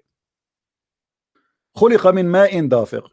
Created from gushing fluid. What is the gushing fluid he's talking about? Fluid, he didn't specific. Okay, what is that? Okay, explain to me. You are the smart. Okay, it's like it's smart to me. Yeah, the baby is created from no problem. Abdul, brother. You explain to me what is this gushing fluid which is coming from the backbone of the man and the ribs of the women will make the baby. Go ahead. The gushing fluid is the gushing fluid. What is that gushing fluid? Is it oil? Is it oil? Is it cheese? Is it what? What it is? What If is that? the Quran doesn't say anything about this fluid, why you are lying about the Quran? If Okay, Quran okay, himself hold on, doesn't hold on, hold on, specify, hold on, hold on, hold on, why hold the on. Quran doesn't Okay, say okay, sperm? okay, Why? okay. Let us see if I'm lying or You are not. smart, Hold on, hold on. Everybody will laugh at you, my friend. Here we go. Let's, the Quran says how he create. What is the gushing fluid? We will see. Hold on in a second. Here we go. All right. First and Hold foremost, on. this verse Oh, never talks about creation of sperm. It talks about creation of this very important debate. Okay, listen. How Allah describe, which verse in the Quran describe how Allah he made the baby? Tell me. Do you know? I will go to this verse you choose for me. My Which one? friend, this verse that you are talking about, no. He talk about the creation of man and not the creation of the sperm. This is what you are confusing. I'm not talking about the creation of the sperm, my friend. It's talking about the creation of the man, correct? But he's telling us, okay, but he's telling us where the sperm is coming from. Let's see. What if we go to Ibn Kathir? Is Ibn Kathir is okay for you? Is Ibn Kathir is a scholar for you, or he's a potato? Is Ibn Kathir is a scholar for you? Is Ibn Kathir? We are not changing subject. Is Ibn Kathir is good enough for you to go and ask him or no? Not in the scientific verses. I will go to why? Okay, who is your favorite scholar, my friend? Why you are refusing the scholars? Who is your favorite scholar? Who is your favorite scholar? All the scholars, they are scholars in religion and not scholar of scientists. If you don't have any no problem. Scientists, Okay, that's wonderful. This is a scholar of religion, not a scholar of scientists. Here we go. So look what they say. They are saying that Allah he speak about the sperm of the women and the sperm of the man. Let me ask you. Okay, hold on. Let me ask you. You are lying about the Quran? The Quran never say creation of sperm, the creation of a man, and not a creation of sperm. Okay, how the man is created from what? Yes, يخرج من بين الصلب والترائب. Okay. Who is يخرج guys, Yusuf, he speak Arabic. Did you hear him speaking Arabic? Correct? Did he speak Arabic? Okay. What is the interpretation? What is the interpretation for the scholar you like, so we can read for you? I just tell you, this scholar doesn't understand the science. If you don't have at this time of scholar, so are you saying the scholars at that time they are stupid, and you are the scholar today? No. At this time, the scholars are good in the religion, but not in science. Okay. So are you saying to me that Allah was not good? He is good in religion, but not good in science. Are you saying that? I am speaking about scholar, not good. I know, but the one who said that it's Allah. Allah is the use the word tara'ib, not the scholar. What is the word tara'ib mean? What is the word tara'ib? What is the word tara'ib mean? What is the word tara'ib mean? Go ahead. What is the word tara'ib mean? Tara'ib is a part of a woman. A part of what? A woman. That's a big fat lie. A tara'ib mean the bones of the chest, the location of the necklace. You are lying, my friend. Why you are lying? Do you want me to get you busted live? We are discussing sperm. My friend, I asked you, the Quran used the word tara'ib. What tara'ib is? You said something different. The tara'ib is the ribs of the women. Why you are lying? Ribs of the women. Okay, so what is that? When a man and women they have sex, is coming from the ribs of the women will make the baby. Go ahead. Allah in this verse, Allah says that the man himself is the man. It is the man who is between the sulb and tara'ib, and not the sperm. The man is between the sulb and tara'ib. The man. My friend, don't friend me, brother. It says a gashing fluid. Allah created you from gashing fluid. Did the Quran says Allah created you from gashing fluid? Yes or no? Does the verse says Allah created you? Does the verse says Allah created you from gashing fluid? And this gashing fluid coming from between the backbone and the ribs of the women. So what is the gashing fluid will create the baby? Go ahead. He never said this. He never said that the fluid it is who come between the back and the ribs. It is not the fluid. So what is no? It says he created from gushing fluid. Everybody can see it in the screen. You are lying, my friend. No, my friend. Before this, he talk about the man. خُلِقَ مِن مَاءٍ دَافِقٍ. Yes, the So human being. Yes, the human being is created from what? From مَاءٍ دَافِق, from gushing fluid. What is that gushing fluid which create the man? Go ahead, explain to us. if you know the basics of Arabic, Hmm. we have Allah firstly speak about the man, then he speak about the water, then he speak about something coming from between the back and the ribs. Okay, what is that something coming from between the backbone and the ribs? Go ahead. What is that something? This something is referring to man and not referring to the water. Abdul, are you saying to me that all the Muslim scholars, everybody is laughing at you because you are saying to me now, all Muslim scholars, they are liars? Are you saying that? Are you saying all Muslims, they do not understand Arabic better than you, and you are the only one who come with this in conclusion? All scholar Muslim at this time don't understand the science, because the science. But this is not about science now. This is about what the Quran is saying. Forget about science. Who's talking about science now? Hold on. What you are saying to me, that Allah, you are explaining to me the science now or the Quran now, because you are getting busted, so you are trying to make it fit with the science. This is why. So the scholars, you get yourself busted. Okay, let me ask you. What about your prophet? Did your prophet say something poo-poo about this? Did your prophet say that this is the water is coming from the women and the man, and whoever comes first, the baby will be a boy? Did your prophet says that or no? This hadith is weak. I challenge you. This hadith is weak. It is weak hadith. Okay, let us see. Okay, guys, it's a weak hadith. It's okay. It's a weak hadith. Yes, okay, weak hadith. we will see. Okay, this is Sahih Muslim. This is a weak hadith. Yes. Sahih Muslim weak hadith. Okay, where it says Sahih, where it says This weak, hadith is where it says weak. Show me. I challenge you. Go ahead. Where it says weak. Show me the hadith. Here we go. This is the hadith. I will show it to you in Arabic and in English. Okay. ماء الرجل, as long you are a Moroccan, you don't know Arabic very well. ماء الرجل أبيض وماء المرأة أصفر فإذا اجتمعا فعلى ماء الرجل مني المرأة أذكر بإذن الله. Translate. Let us laugh.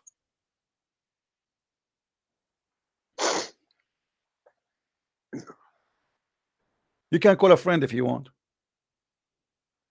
I will teach you what is the relation between this. Because here he's explaining the water. This is the gushing fluid, Abdul. This is the gushing fluid. And now don't change the topic. You tell me, did your prophet here lie? Did your why you don't want to read it? Why you don't want to read it? Why you don't want to translate? Are you ashamed of your prophet making poo-poo? What kind of a prophet he claimed that the man, and look guys, look here, the Muslim, they try to fabricate. They add, look what they add in the translation. Look what they say. Look and read with me. Look how they lie.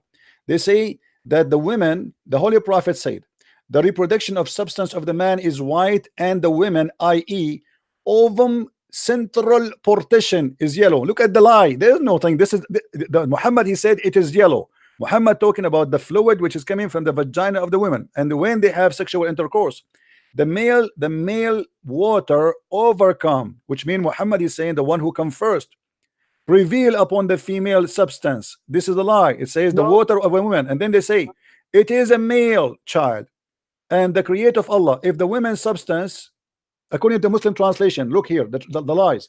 If the female substance overcome the male, the baby will be female child. However, even with this false translation, even this is proven Muhammad to be a false prophet, because the one who decide the gender of the baby is the male, not the female. Secondly, there's nowhere they're speaking. Muhammad, he spoke about the chromosome. Let us get the Muslims Abdul busted. Hold on, I will show you something more. If we go in the hadith, you see, hold on. Let us get you busted, Abdul. The lies of Muslims trying to cover. Hold on. Listen. Let's finish this hadith. You are lying about this hadith. I'm lying. Why? Yes, I will show you why you are lying. This hadith doesn't talk about the creation of a man. It's talk about the similarity between the baby and his mother and his man. Let's talk about the creation of a man. Okay, what about this one? Let us see. Read the full hadith. Okay, we will read. Let us connect. Everybody will laugh at you in a second. The messenger of Allah said the water of the man, the water of the man is thick and white. and Before the this. women water is thin and yellow. So now confirmed by Muhammad what he's talking about, and he says whichever of them comes first, the child will resemble the parents. So now what resemble the parents mean? We will go to the other See, hadith, see. the one you said to me I lied about. We go to the other hadith. Let us see. So now it's confirmed. Shut up. It's confirmed. It's confirmed what women is what water is that. This is the water of the man and the water of the women. Whoever come first, whoever come first. This is This- about the chromosome. The Muslim, they lie in the translation. There's no chromosome. This is not There's no substance. creation of- This is whoever comes first. Now we go to the second hadith. Now here we go. Listen, Abdul. You said I did lie about this hadith. Explain to me how I did lie. Go ahead. You are lying because this hadith he didn't talk about the creation of a man or this. He talked about the similarity between the child Let and me- his parents. Okay, so but this is how is it created? Okay, hold on, guys. This is not about the creation. This is not about the creation. So why you're a prophet saying, okay, this is not about the creation, no problem. But this is speaking about gushing fluid, which hold on, potato. Did your prophet say? Did your prophet say if whoever of them comes first, the baby will resemble the parents? Yes. Okay, that's mean the coming is what decide and what make the baby happen, correct? This is scientific. This proven. This is how he created them. How he created them. How the baby is created from the water of the man It's and the about water of the women. This is what the Quran is speaking about. The This water of the is man, creation. the water of the women. The water of the man is white and thick. Your prophet is explaining. Respect your prophet, man. Shame on you. Respect your prophet. Don't make fun of him. Shame on you. Why you are making Hadith fun and of the lie Prophet Muhammad, peace upon him, man? Why you are doing that? So you're a prophet saying that the mind sperm is white and thick. I don't know if you have a sperm or not, but maybe one day you will find out. And the women's sperm is thin and yellow. And whichever of them comes first, the child will resemble the parent. Now, did It's your not- prophet it's here? not creation. You Abdul, talk about Abdul, the creation. This is Talk about the result. creation. Yeah, this is about the creation of the baby. This is about the creation of the baby. Muhammad is trying to explain to us how the baby is created. No, he didn't talk about the steps of creation. He talked about how it comes to resemble with his parents. Don't twist it. Okay, hold on. Okay, hold on. In this verse, in this hadith in front of us, you agree that your prophet here is speaking about the resemblance of the parents, correct? Yes. Okay, why? Nothing about the creation. Okay, no problem. Hold on. I will go with you. Why your prophet lying then? He's saying that the one resembled It's not- the child. He is lying because it says, Because you're a scientist. what is that? You didn't understand nothing in science, my friend, and you want to interpret the verse. You say prophet lie. It is you who never. You're a prophet saying that whoever comes first will decide the gender of the baby. Is that true? Whoever comes first would decide the gender of the baby. Brother, please. I want you from now on never come first, because the babies will look like you and they will be smart like you, and that is very dangerous. I advise you to make your wife come first. At least they will be smart.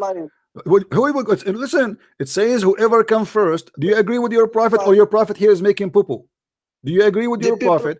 Do you agree with your prophet, or your prophet here is doing poo-poo, big poo-poo? The scientists agree with the prophet and not with you.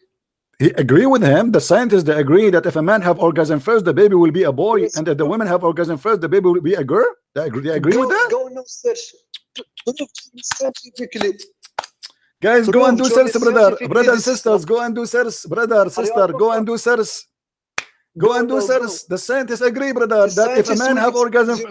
Okay, I want you to do this, Abdul. I want you to do this. I want you to show me one scientist agree with your prophet.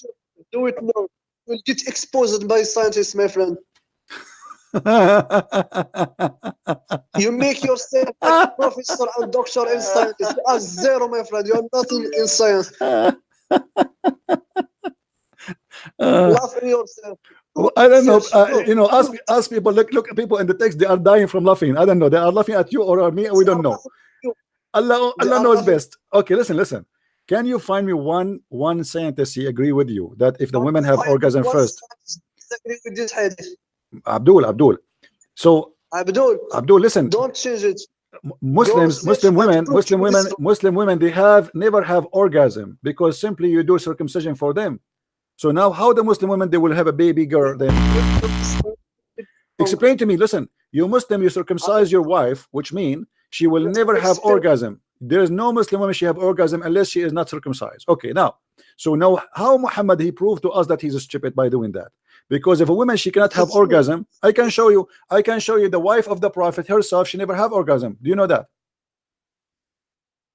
Is that true? Is that true? Is that true? Is that true? Is that true that your prophet wife? Is it true that your prophet wife she never have orgasm? Why you change the topic? I'm not. Because I'm not. It's the you same know- topic. I'm the same topic. you- Look, this is your prophet wife. You know, she never have orgasm, and she is the wife of the prophet. She's asking like, what the heck? Do women have orgasm? Like what? Who's seeing that? The wife of the prophet. How do women have orgasm? Muhammad he says to her, sure. Read with me. Salim said, Allah Messenger, verily Allah is not shy on telling you the truth. Is it essential for a woman to take a bath after she had a wet dream? Muslim women, they are seeing wet dreams always, non-stop. They are horny. We are not. Okay, nectar sexual charge. Read it. You see it? He said yes. If she noticed that this charge, then Salama laughed. She laughed. The wife of your prophet. Is Salama the wife of the prophet, or she's a neighbor, brother? By the way, brother. Is that the wife of the prophet or the neighbor? Who is this woman? Muhammad, he never made his wives have orgasm. Look what she said. Salama laughed and said, what? Does the women have a sexual discharge? Muhammad, he said to her, yes. How does her son resemble her, the mother, then? So Muhammad is claiming that the women discharge is the reason for the baby to resemble the mother. How do you respond to that? Why you are changing? Why you are jumping from I'm not topic to changing. topic? I'm getting you We more are starting busted. from the verse. I'm getting you busted. Getting your prophet Why? busted, who cannot even make his This wife verse- have this orgasm. verse- Who is this woman, Salama? You tell me. Who is she? Why she never heard of orgasm before? And why Muhammad saying Ask her. why Muhammad he confirmed that the women have, when she have orgasm, that will make the baby resemble her, which means became a female. Prove to me that this is wrong scientifically. You are just waffling without any evidence and science. This you are making Okay, yourself I am a going to professor ask. or a doctor. Okay, You are just laughing. I am guys, anyone in the text, please post a link for how the baby scientifically. I want a Muslim to post for us in the text how the I baby. want you to go search. No. Okay, now, okay, if I show you now in Can you front of do it? everybody, okay, let us make a challenge. If I show you how the baby is made according to science, and this is against Islam, are you willing to leave Islam? What are you talking about? The creation of a man, of the creation or a sperm, or what? Exactly. You Are you talking are about saying to me how the sperm? baby is made, right? How the baby is made, right? But are you talking about the verse or the hadith? Both. We will show you how the baby gender is decided, and we will show you how the baby is made. What do you think?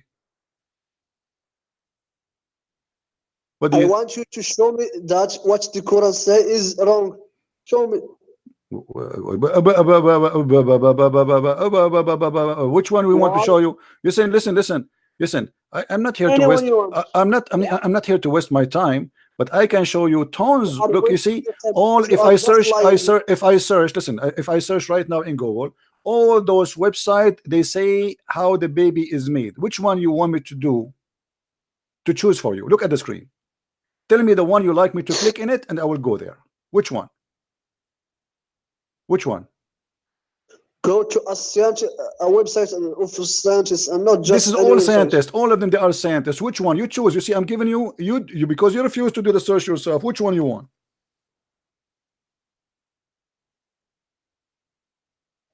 Choose anyone you want. Okay. Okay. Why waiting out for the baby or a girl? How many parents we want? Okay, choosing baby gender. Would you sex and choose gender X? Let us make. Okay.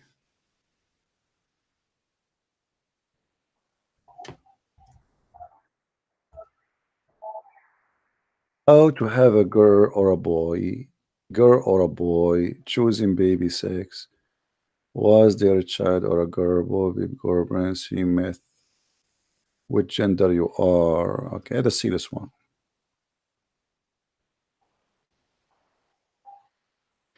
Boy or girl, Britnet miss. Which gender you are carrying? All right.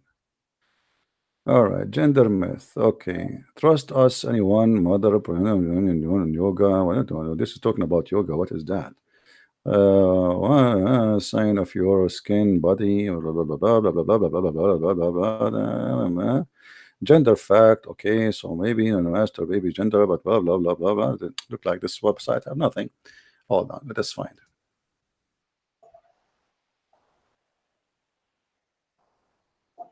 Hold on. We need to find a website speaking about science of babies. Anyone have one? If you have one, send it to me in Skype. Okay, let us see.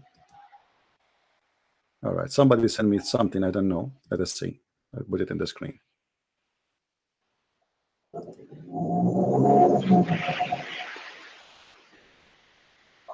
Getting Bretnet, how baby are made. All right. How baby are made. For women, blah, blah, blah, blah, blah, blah, 2 million egg, blah, blah, blah. Okay, as you see here, there's no gushing fluid for the women. It's the eggs. The egg is making the baby. Your God, Allah, he missed the egg. Okay, and then he says, the release called evolution, blah, blah, blah, blah. Okay, how do man make sperm? And the man body almost constantly work producing millions of microbes, sperm, blah blah blah. Okay, it's okay. So it's coming from here. This is where the sperm is coming from. Read with me carefully. It says the average sperm lives only a few weeks in the man body. It's about 250 million, blah blah blah blah. Okay, and then it says to produce healthy sperm, despite okay, does having an orgasm help baby making? Okay, beside etc etc. If in a man having orgasm, proper sperm rich semen in the vagina up. Okay, blah blah blah. Okay, okay. A women orgasm also help concepting. It's study. Okay, let us see. We're speaking about the gender. Which sperm get to the egg first? Okay, where is this? Where is the gender here? There's nothing in the whole article about the gender, my friend, the one who sent me this. Anyone see anything about how the gender is decided? Why you send me this article? We wasted our time. Who is the one who sent me this? You see how it is difficult to find it. No, it's not difficult, You my cannot friend. It's not difficult. look Hold on, for hold on, that hold on, hold on, hold on, hold on, hold on, hold if you on. didn't Abdul, understand Abdul, one hold on, side. hold on, hold on. As long as you are saying it's difficult, let me show you. Okay, let me go and search. I will find it myself. And everybody will laugh at you in a second. Everybody knows. Everybody already is laughing, Abdul. This is something very stupid. I mean, only donkeys they will argue about this issue. Let us see. Let me find you. The one who did the search, he did not do the right search.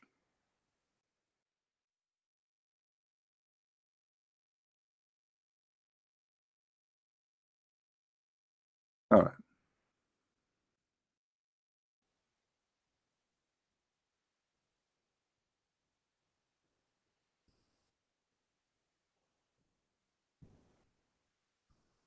Let us see.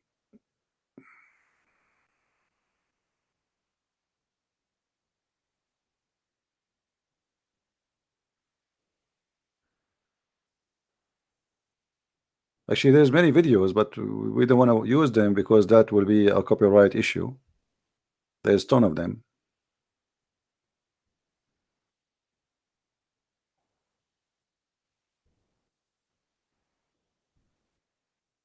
All right. Here we go.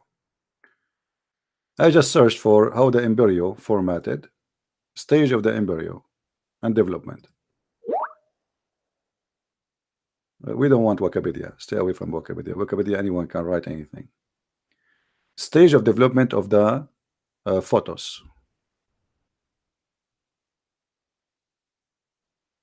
I'm going to post the link. Everybody can go and read.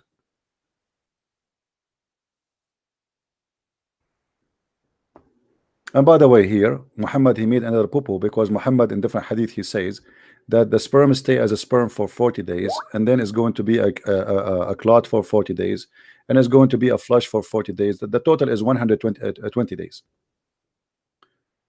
Development of the photos, etc. Okay, even this website is stupid.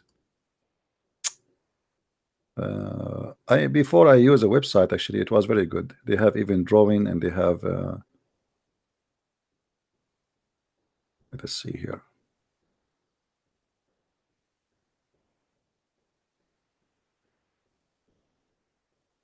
Maybe if we read in details, you will see the let us see.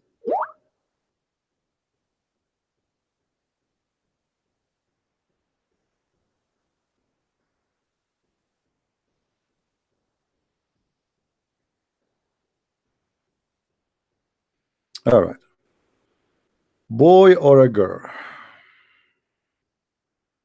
Yeah, this is about the X and you know, the gender. But how this guy will understand this? We are talking to certified donkeys. You want to explain to this guy X and O? That is mission impossible. Sons or daughter? Let us read from here. A gene consists of two parts known as etc. Okay. Men with the first okay is called Y, more sperm Y, and or X or Y, and etc. And okay, more boys born after the war. This is even stupid article too. The guys are not giving me anything good. Not having a single one of you. Okay. A little awkward, straight point. 6 definition of a human, differentiation of a human. Okay. Yeah, but you see, this is complicated for this Abdul to understand. It's about the X and the Y. How you can explain to Abdul an X and Y? That's not what we want. We want a very clear answer to show him how stupid his prophet is. We need to read the whole article about the X and the Y, and then we will find out what is the answer. But this is not what we want. We want something simple and easy.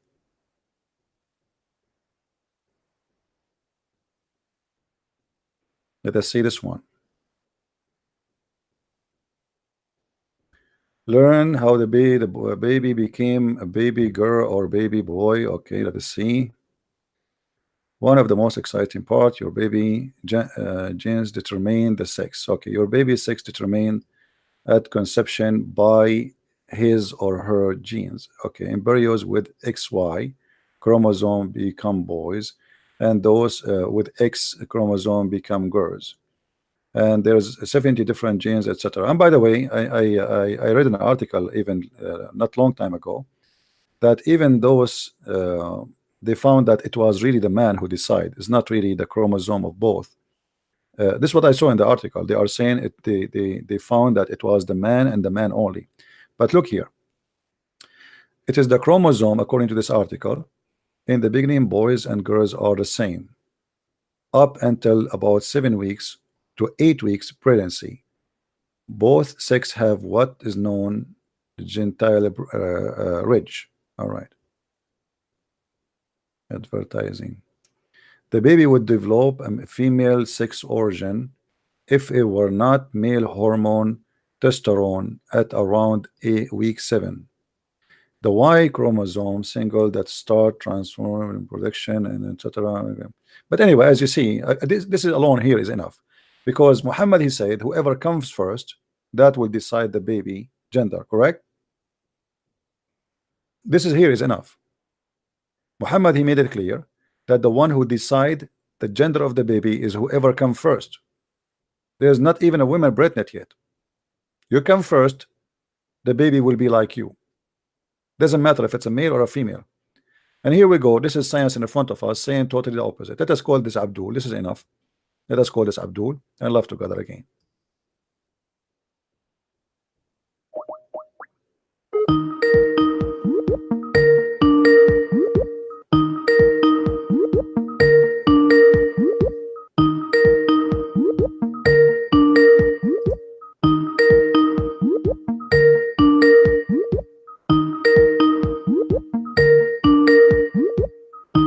Answer, Abdul, answer.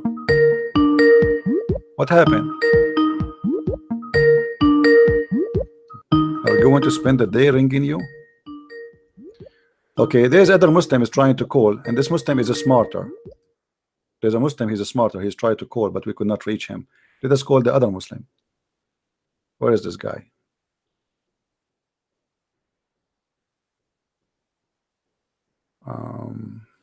Isa. Okay, let's see what Isa want to say. Isa is smarter than this guy.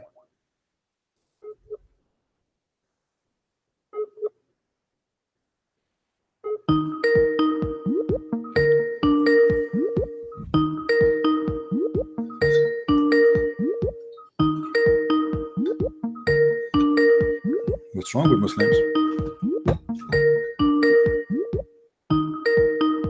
Okay, Muslims, they are in strike. Look like they are afraid to see what happened. Who is the Muslim is proud about what's happening?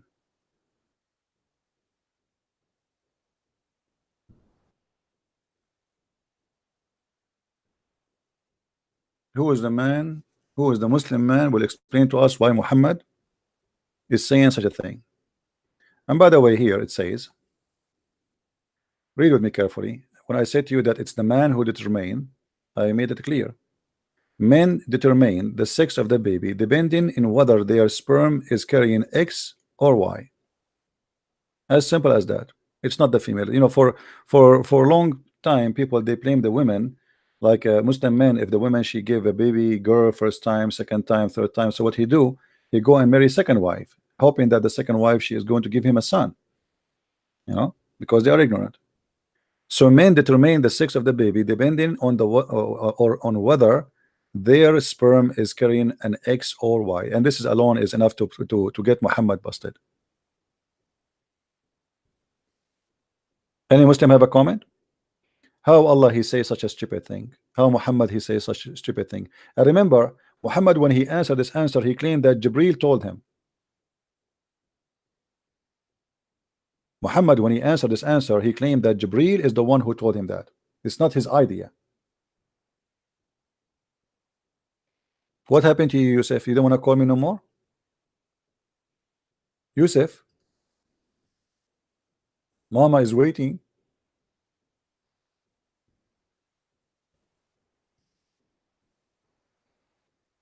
What do you think, Yusuf? Your prophet was doing poo-poo here? Or he was not doing poo-poo? If we go in the hadith, you will find Muhammad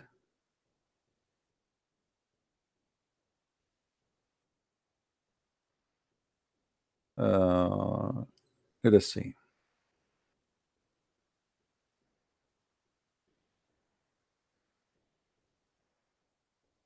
He said that Jibril he just told me.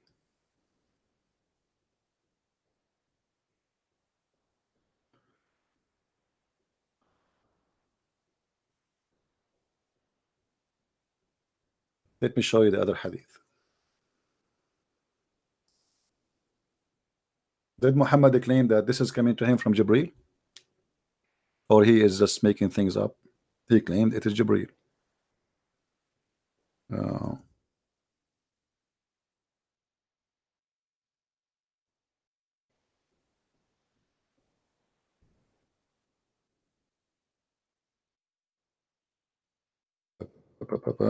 we go. All right. Read with me what Muhammad said. Muhammad he did not claim that this is an answer he is guessing. Muhammad he said clearly that this is Jibril told him. Read with me. The man he said to him, and what make the baby look like the father or the mother? And by the way, here they mean if they are female or male. The prophet said, just now Jibril has informed me about that. Do you see it? The Muslim they cannot say, well, Muhammad is a man, he thought this way, he is mistaken, he is a human being like all of us. Well, Muhammad is a liar. This is what it's making it different, because Muhammad is making a claim that the one who told him this information, it is Jibril. Correct, guys?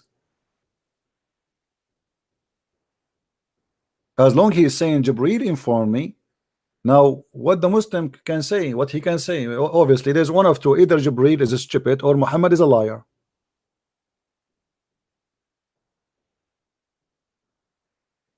Correct, Abdul? It's okay, guys. We have enough. We do not need more links. I know that's it.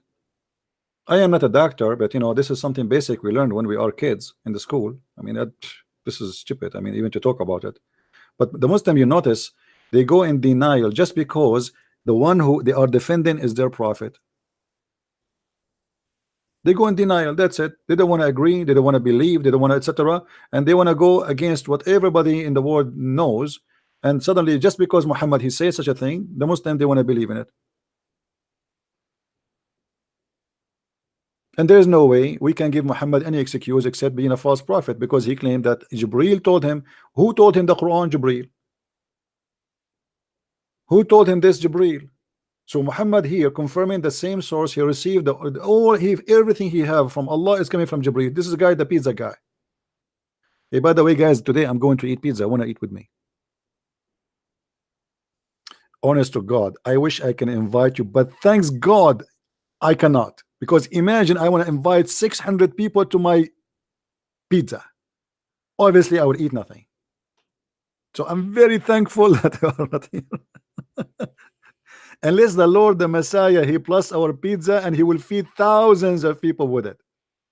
You see how amazing the Lord the Messiah. Look what we are talking, look what we are debating about, the poo of Muhammad.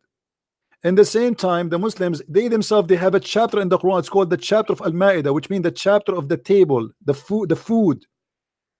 Jesus, he blessed the food, and people they eat by thousands and never end, even in the Quran. So look what we are debating about.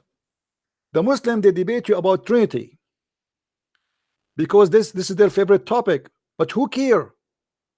Let us say for the sake of argument, somebody believe in something and it's wrong. Let us say there's a guy, he believed that there's 10 gods.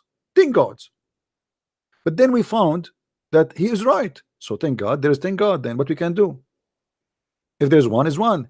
Being 1 or 10 will not make a difference. What make a difference is if they are true gods or false God. If you believe in one God but it's a false God, it's a false God.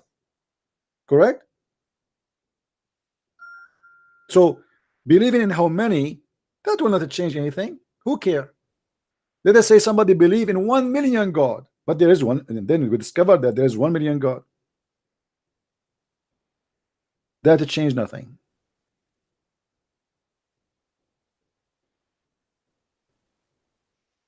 The Muslim, they love to debate you about this because they think they have something against you. Same time, we are the one who believe in one God, not you. In the top of that, everything Jesus does, your God cannot do. Can your God bless the food of somebody and multiply it to feed thousands? He cannot. Show me. What Muhammad he did, he claimed he stole the miracle of Jesus and he claimed it to his God. You see the thief? But he himself could not do anything. And he himself, he start making poo-poo, saying lies that he is a scientist, he's a doctor. He knows how the baby created. And look here at the story here. The story here that the guy, he came to Muhammad and he said to him, I will ask you a question. Supposedly this is the quiz of prophethood. He want to prove if Muhammad is a prophet or not. So he said to him, so he came to the prophet and said, I will ask you about 3 things which nobody knows unless he is a prophet. Look how stupid the story is. How you are going to ask him about 3 things nobody knows unless he is a prophet, and you know the answer already. That's mean you are a prophet too. People, are you listening? How he said to him, imagine you call me now in Skype and you say, Christian Prince, I'm going to ask you a question, and if you give me the right answer, which is nobody knows except a prophet, then for sure you are a prophet. Okay, he know the right answer, which means he knew the answer already, so he's a prophet. The guy who's asking the question, he must be a prophet too.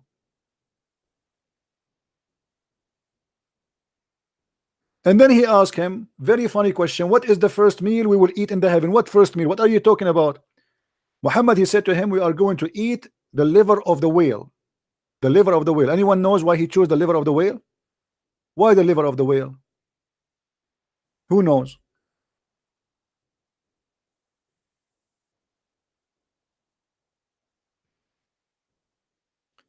Muslims believe, the Arab believe in the regions, that if you eat from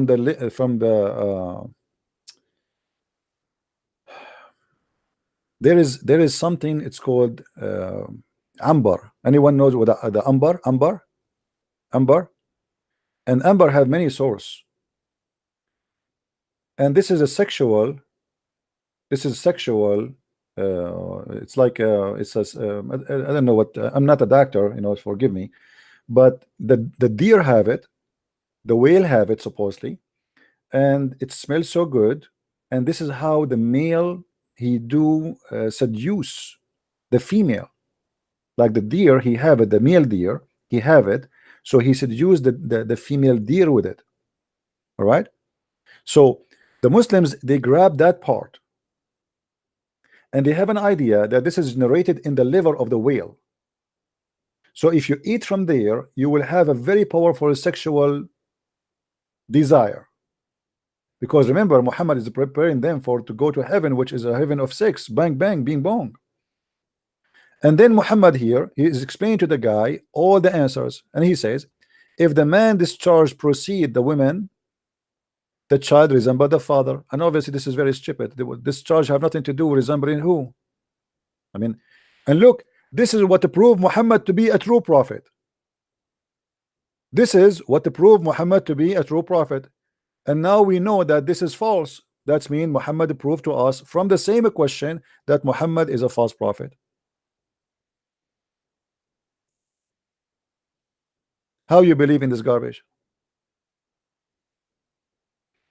Yusuf, are you there? What happened to Yusuf? What happened to Yusuf? Where did he go? Looked like Yusuf, he took a vacation. Let me call him again.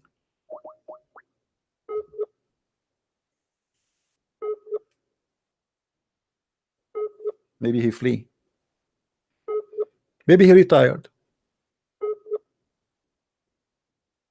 Okay, go. Maybe he's offline. He left. And look, guys, look how the Muslim, they fabricate the translation.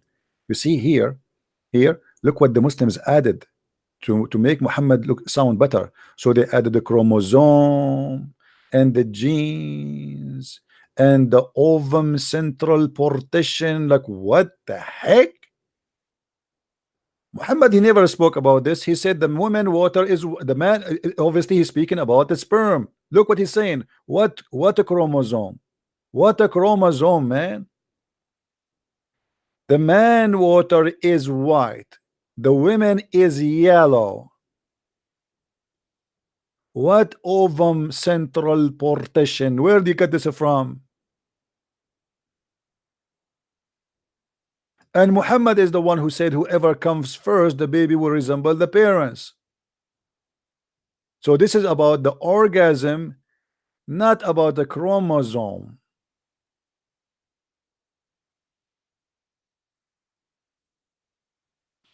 You know, if I ever get married, I will never do that.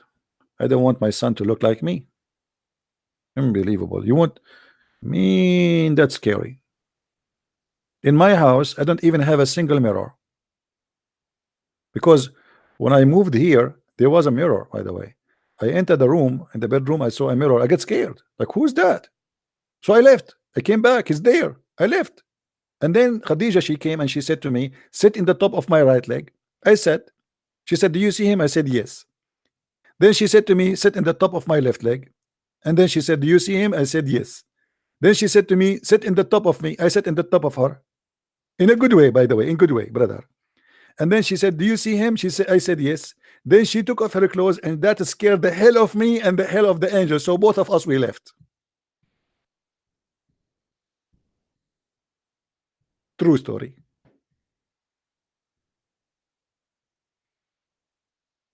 Hello? Hello? Do we have any Muslim want to say something? Anything?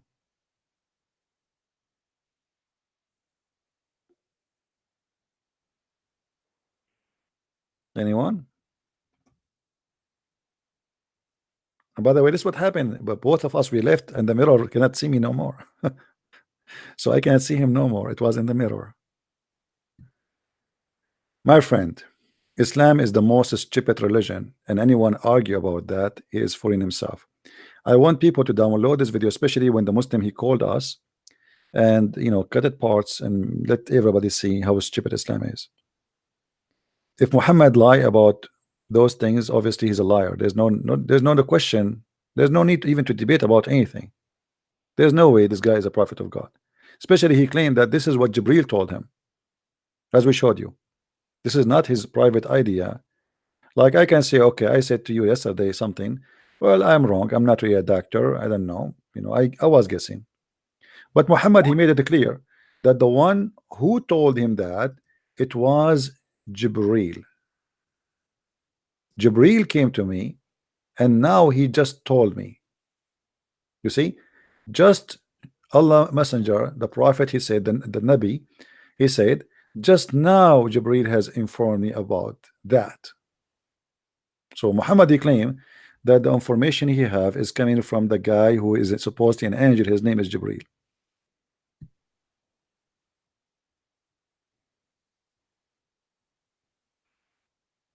By the way, Jibril just told me now that Christian Prince, look like you are qualified to be a prophet, so I give you a prophecy. Jibril just told me that this month there's many women, they will have their period, and I challenge you to prove me wrong. Jibril just told me that there's many news station, they will provide the news. Jibril just now told me that there is somebody somewhere right now is fighting with his wife. How I know that? How I know that? How I know that? I mean, come on, face it. Jibril just told me that somebody somewhere having orgasm right now, he not she, and that will make the baby boy. And Jibril told me that somewhere there's a woman now, she is having orgasm, and now she will make the baby girl. Good news. Oh boy. Any Abdul? Isa, a Muslim Abdul is calling. How are you, Isa? I'm pretty good. I want to thank you for unblocking my number. So what do you think about Isa, the topic we're talking about? Okay, so are you still talking about the topic of how the baby resembles? Yeah. Okay. So actually what you did was you kind of caught yourself into a trap. Man. Okay, how does that happen? Go ahead. Okay. So try to follow along with me now. So you're saying the Jewish person, he came to the prophet and he said, I want to ask you about 3 things that only a prophet knows about. Okay. So we're supposed to, and keep in mind, Jewish person, his information, he's getting it from the teachings of Moses, and you're supposed to be the Moses as being a prophet, right? Go ahead. Okay, so after the prophet answered him those 3 questions, the Jewish person, he confirmed that he was indeed, Muhammad was indeed a prophet, and that he answered correctly, because he said only a prophet would know these answers. So you're not supposed to take science over the teachings of Moses. So you either have choices, which is so the teaching of Musa. So you are saying the teaching of Musa says if somebody have orgasm first, the baby will be a boy? Yeah, because the Jewish person said, he confirmed, and he said, okay, well, you have to show me then. You have to show me that Musa says that. Go ahead, I'm listening. Okay, the proof is in the fact that the Jewish person confirmed that he answered correctly. The Jewish person, they confirmed that the Jewish guy, he said that. Okay. But my friend, the Jewish guy, first of all, the Jewish guy is, I don't believe even that he's a Jew. Secondly, this is what the Muslim says, and the proof of that, his name is Abdullah. His name is Abdullah. How somebody is a Jew, his name is Abdullah? That is impossible. Well, you No, problem no, with that is because the Jews, they don't call themselves the slave of Allah. Obviously, this is the name of somebody we do not know, or maybe it's a Jew, and later the Muslim they change his name. Secondly, let us say I'm a Christian prince, and I say to you that if there's a question, if you answer me, there's nobody knows what the meaning except a prophet. But then I cannot back up where I got my information from, because you say this guy is following Moses. Where Musa says to this Jew, if you have orgasm first, the baby will be a boy. If you have orgasm first, the baby will be a girl. You have to show me. Otherwise, all of this is a lie. Which means now we have two liars.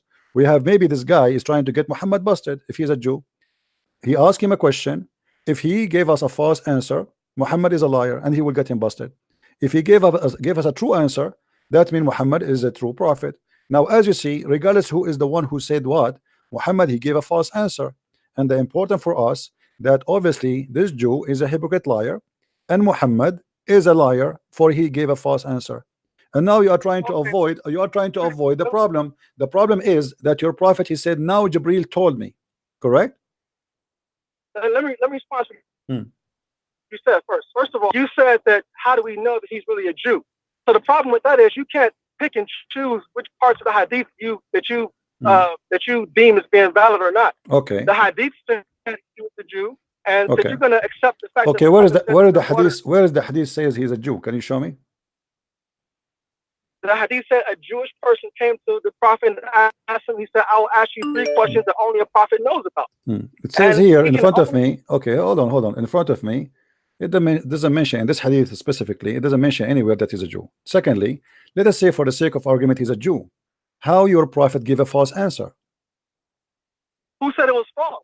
Because everybody knows that this is a lie. The orgasm of the man first or the women first have nothing to do with the gender of the baby or the look of the baby. Okay, let me explain. Now, first of all, we're not atheists. We're supposed to be following the teachings of our prophet. We are not. We are not what? We are not what? I don't hear you. We're not atheists. Okay, we're supposed to be following the teachings of our prophet. Okay. So, according to the teachings of Moses, as affirmed by this Jewish person, that Muhammad answered correct. That means that Jesus also taught this. The second point is, what did Moses? What did Jesus himself? How did he answer this question? That's another question that you have to answer. My friend, you have to show me that this Jew, when you are saying to me that a Jew, he confirmed what Muhammad he said, correct? Okay, obviously now we have 2 liars, because you are saying to me a Jew, you are not saying to me Moses. And let me tell you something, if Moses says that, I will say to Moses, you are a liar too. Even if Moses says that, I will say you are a liar. That means you're a disbeliever then, because I will disbelieve, because if Musa is saying something stupid, that means he's a liar. So now you are trying to make it look like, okay, if Musa says that, then we have to take it as it is, and whatever he says, it doesn't matter. But you cannot prove that, and you are not picking up where the Jew he got this from. Where Musa he said, if a man have orgasm first, the baby will be a boy. If the women have orgasm, have a girl.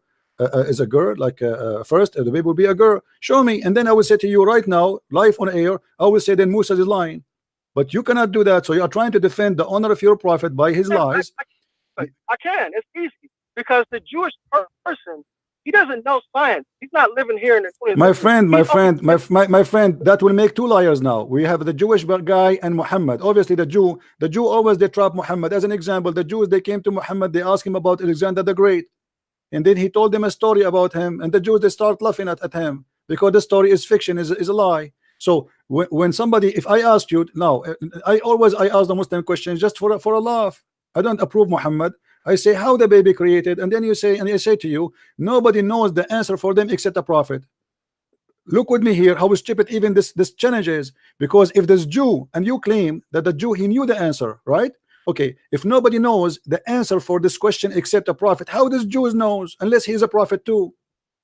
Because he knows the teachings of Moses. No, but he said but he said nobody knows except the prophet. Nobody knows, not a single Jew, not nobody. It says nobody knows what is the answer for those questions unless he is a prophet. Read with me. I will ask you. Hold on. I will ask you about the 3 things which nobody knows unless he to be a prophet. Unless. Nobody. So how he say nobody knows, And this is the challenge to prove that who is a prophet or not, which means this is secretly knowledge. This is secret knowledge.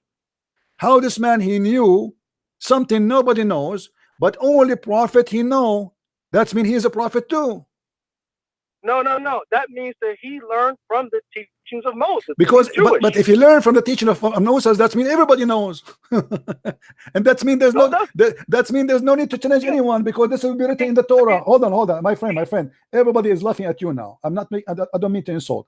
If this is in the teaching of the Jews, and as you said, that means everybody knows what he knows. But he says there, I will ask you 3 things which nobody knows except a prophet, not the Jews, not the Christians. Nobody knows. Only prophet, they knew this, the answer for those questions. So you are now trying to defend a Jew, making fun of your prophet. Obviously, he's making fun of your prophet. It's obviously, if he didn't know, if only a prophet knew the answer, how would he be able to affirm it? Unless he knew what Moses unless he's a scumbag. This is the answer. Unless he's a scumbag, he's a liar, he's a hypocrite. Unless this is story maybe is a story of Muhammad fabricated. So if I confirm what is wrong, doesn't make any difference. What the Jew confirm here, if the Jew confirm it, that means he's a scumbag too, and he's a liar, because this have nothing to do with God, and it cannot be about God, because God will never teach something stupid like that. So now look what you are doing. You are trying to defend your prophet, saying something stupid, that the women have orgasm first, the baby will be a girl, the man have orgasm first, the baby will be a boy, by saying, okay, the one who confirmed that is a Jew. So your witness is a Jew? According to the hadith, you use the hadith as an evidence. My friend, okay, isn't it the Quran says that the Jews are corrupt people and they are liars, and they are the worst enemy of Islam? Now they are the best friend for you? Let's stick to the topic. We are sticking to the topic. How you accept a Jew to confirm what Muhammad is saying to be true, and Muhammad is saying that the one who told him is Jibreel. The answer is coming from Jibreel. And if the Jew confirm what the prophet say, that means the Jew obviously is making fun of Muhammad, or he is a liar, because this is a false answer. So you are trying to avoid to answer why Muhammad is saying something which is not true, which means he's making up a lie. He claimed that Jibreel talked to him, Jibreel spoke to him, gave him the answer, and now you are trying to confirm all this lie by saying, okay, a Jew so told him that. So if the Jew said that he agreed, that means Muhammad is saying the truth. Okay, why don't you resolve it very simply by telling us, what did Jesus say about what makes the baby a boy or a girl? What Jesus said? Well, Jesus did not talk about it. He didn't talk about it, or you don't know what he said? No, he did not talk. Show me where Jesus said. Where Jesus said? Go ahead.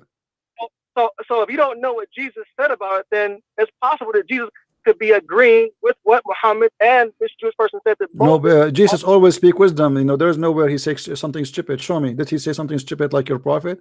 And look what you are doing. Look what you are doing. You are running forward. Let us say there is all the ones people, they believe in them.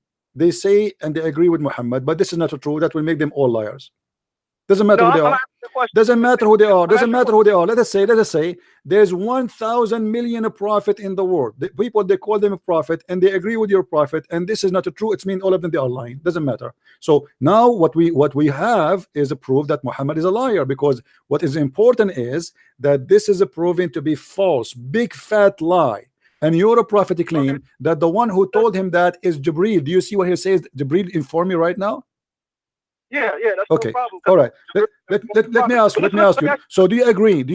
Isa, do you agree that if a man have orgasm first, the baby will be a boy? Do you agree with that? Okay, first of all, that's not what the hadith says. No, this is what the hadith says. No, this is what the hadith says. This is what the hadith says. Okay, let me show you. Hold. Here we go. I will show you. This is what the hadith says. Here we go. It says, I will read it for you in Arabic, and I will show it to you in English. Here we go.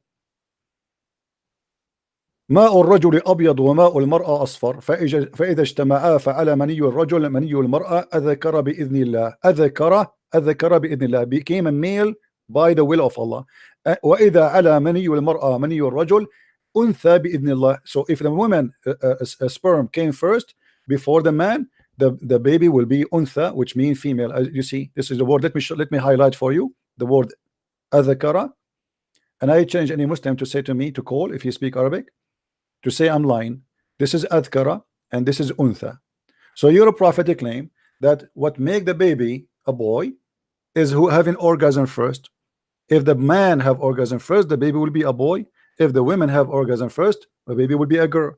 If we go to the other hadith, it says the following. Let us go there. Muhammad here, he make it more simple.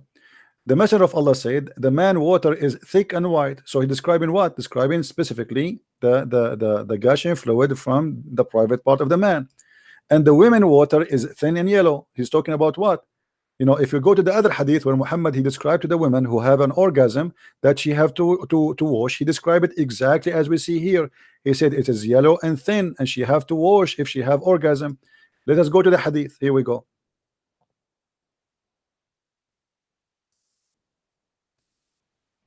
Here we go. If we go this hadith, this is Sahih al-Bukhari, so you cannot say it's a lie. A woman, she came to Muhammad and she said, Allah is not shy to tell you that the truth is entirely for women to take a bath after she had a wet dream, which means sexual discharge. He said yes. If she noticed discharge, she noticed, which means this is something is coming out. On that, Salama said, she said she laughed. Does the woman have orgasm discharge? He said yes. How then does her son resemble her? You know, this is, by the way, false translation. The word is al-walad, which means the baby, the born baby. So how her baby resemble her? So your prophet here make it clear that he's talking about the sexual fluid coming from the woman, which is a yellow and thin, and this is something is discharge coming out in the vagina. So obviously Muhammad, he made a big mistake. And Muhammad here, by claiming that the one who told him that is Jibreel, he proved to us that he is a false prophet. Go ahead, Mr. Isa, I'm listening. Okay. So first of all, the hadith says that you confirmed that Muhammad was speaking the truth. Okay. So we, as being people who follow scriptures, we're not supposed to take science over the scripture. So you could, like I said before, the hadith does not mention the word orgasm, but the hadith says that if the water of the male, of the man, precedes the water of the female, it does not mention anything about orgasm. So what is the water of the man? What is the water of the man? Hold on, Isa. What is the water of the man, which is white and thick, precede the water of the man? What is that? Is that orgasm or not? It says the water is white, right? It says the water is white. So isn't this orgasm? Isn't this orgasm? Isn't this the cum of the man? But there's a big difference between the semen of the man and the fluid of the woman and an orgasm. There's a big difference there. That's the whole point. And the point you're not seeing it. Okay, so are you saying that a man? Are you saying a man he can have orgasm without having a sperm? That's not what I said. Okay, but your prophet said. Listen. Listen, the fluid remains. The fluid is the body of the woman, even hours and days after sex.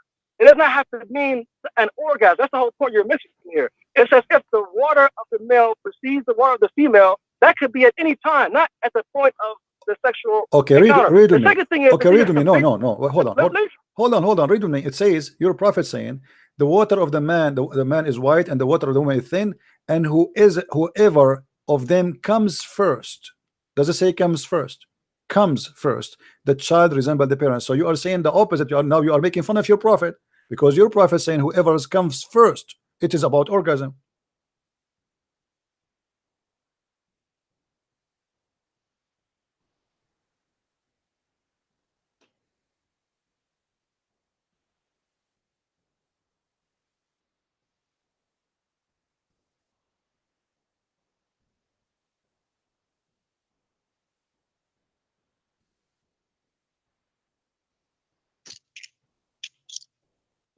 What happened?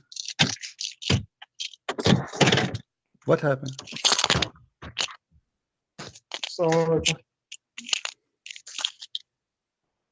Are you there? Okay, you can call a friend. Let me know. I'm not going to. It's very embarrassing what you said, because obviously you destroyed your prophet without knowing. You were explaining that this has nothing to do with the coming first, and etc. And this is the truth supposedly. So your prophet was lying. Thank you very much for saying that. You're still alive? You can call Zakir Naik. Okay, well, Santa Claus is coming to town. Thank you very much, Isa, for calling, and look like you are out of words. I'm not going to wait for you for long. I hear you're breathing and you have nothing to say. He was making fun of his prophet, saying this doesn't say that the one who comes first. It doesn't say that the one who have. This is not about orgasm. No.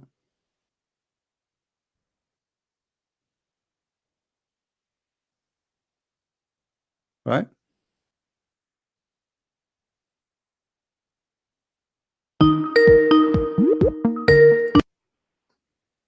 Yes, Isa. What happened, Isa? Go ahead. What do you think? You said this is not orgasm. This is orgasm, as you see in the screen. Go ahead. Okay, so like I said, the hadith doesn't mention anything. No, it says orgasm. It But- says orgasm. It says comes first. What comes first mean? Yeah, that's not the word for orgasm though. That means Oh, that so what comes first mean? It means once the male reproductive fluid is in the female. It could be at any point, not at the exact time of the sexual encounter. So But- when somebody says comes first, that means this is not orgasm in your dictionary. I'm saying the hadith doesn't say orgasm. It says no. It says whoever of them comes first, and comes first is very simple to know. Comes first. It is orgasm. Okay, and that's how you interpret it. But I am not when- interpreting. No, this is what it says. This is what it says. This is what it says. Let me read. Okay, Let me read. Let me read listen. for you. Let me read for you. You see in Arabic it says فَأَيَّهُمَا سَبَقَ كَانَ الشَّبَهُ. سَبَقَ, the one who comes first. And this is your Muslim translation, and this is Sahih Hadith. So don't tell me it does not say that. Whoever of them comes first. Now you tell me what comes first mean according to you. I'm listening. Okay, if the prophet wanted to say orgasm, he could have easily said orgasm. This is what he The said. whole- He said that. He said that in Arabic. He said سبق. The ماء الرجل سبق. The Okay. water of the man came. He came. This is what he said. Okay, if this is what the hadith says, this is what Muslims believe, because we don't take science over the hadith. All right, no So problem. my question to you is, you can easily resolve this right now by telling us what Jesus said about how the baby either resembles the mother or the father, or how the sex of the baby is determined. Well, now, if you don't have knowledge about that, then you can't speak on this topic, because we people who no, we can. You know, my friend, this is a false logic. Thank you. Okay, I will answer offline. Hold on, guys. If Jesus did not talk about that, that will not change anything. That your prophet is telling a lie. Jesus did not come to teach us how he made babies. He create people, as the Quran says, from the mud. He made a bird, you know, but he did not tell us how he do that. Right? It's your God and your prophet who's trying to be smart people, supposedly, or smart, intelligent alien, trying to give us details. The Quran, when the Quran says that Jesus, he made the blind see, and even the Bible says that, the Bible did not say really what happened exactly, but obviously he's creating eyes for him. But how he created the eyes, this is the power of God. But when Muhammad, he go in details and he tried to be a smart doctor who graduated from a big school, explaining to us how his God made the baby, and then we find that this is stupid to say, and he's speaking about, like, you know, it's not about a miracle thing. It's like about me and you, like me as a male, you as a female. We have a sexual relationship together, and then we have a baby. It's not about God creating, because God, he have a power, he can do. God, he don't even need to pass all those stages, let's say. God, he can say be, and you will be. That's it. But by the way, the Quran says, if Allah wanted something to happen, he say be, and it is going to be. But he never created anything by be. Never. He said the similarity of Jesus is the same as Adam. He said to him, be, and he was. But the fact, we go and read the Quran, we will find that Adam was not created by be. It took him a long time to create him. And same as Jesus, Allah, he sent his spirit, and he breathed into Mary vagina, and then he made her pregnant, and then she delivery, and then she sat under the palm tree, and then the baby came. It was not be, and he was. So when Muhammad and his God, they describe for us, actually, if we even, this is in the Quran. You see, in the Quran even do more harm to Islam.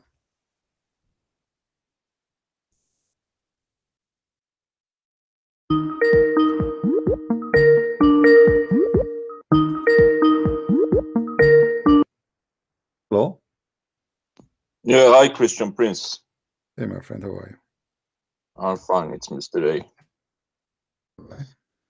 Yes, my friend. I wanted to share something here. I heard a lot of nonsense and about this sperm and orgasm. Okay. I will tell you something. A man's sperm contains 22 chromosomes as well as either one X or Y chromosome. All right. And a woman's contains 22 chromosomes Hmm. plus an X chromosome. So it has nothing to do with who orgasms first. It's all in the man's sperm, which either the X chromosome will reach the egg or the Y chromosome will reach the egg. Yeah. So it absolutely does not have anything to do with who has the orgasm first. Yeah, but the idea of this Muslim, that as long a Jew, he told Muhammad, nobody knows this except a prophet, and obviously the Jews look like he's a god for them. Suddenly he became a god, and as long the Jew he confirmed that Muhammad is saying the truth, that means this must be right, and you cannot take the science against the Jew. Yeah, it's ridiculous, man. Yeah. How can you even believe such a thing? It's amazing how the brain works on specific people. Yeah. You know, brain can work in mysterious ways. Yeah, but obviously the Muslim brain is not working at all. Something like that. All right, my friend. Thank you very much for calling. Take care. Thank you. Bye. All right. Here we have the Quran in front of us, chapter 23, speaking about verse number 14. Then we made the sperm into a clot, and this is again another poo-poo, because the sperm is not going to be transformed into a dead blood.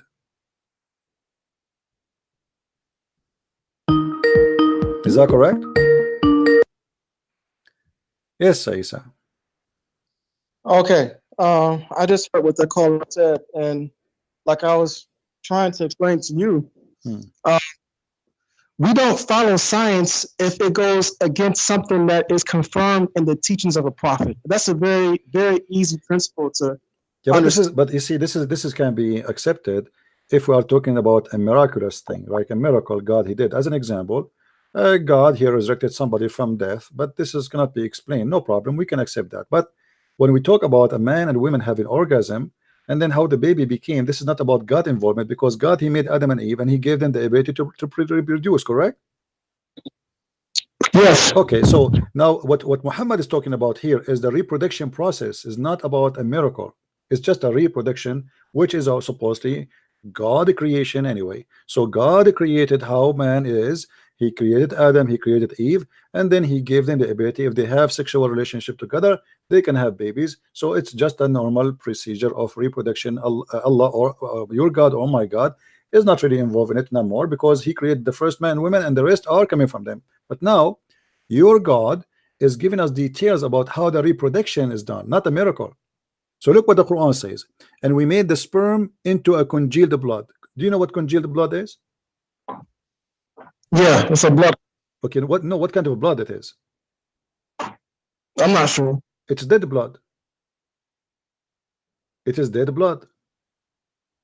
So Muhammad claiming, I'm not sure what congealed. No, congealed blood is like, you know, if you get yourself injured, as an example, there's a clot will cover your skin to protect it from any things to penetrate. It's like something normal. The blood have a material which, if it's exposed to air, that blood will go solid, will become dead and will die, and it will make a cover until your skin is healed, and then that blood will drop by itself, which is going to be like a bandage. You know, God, he gave us a natural bandage over our skin.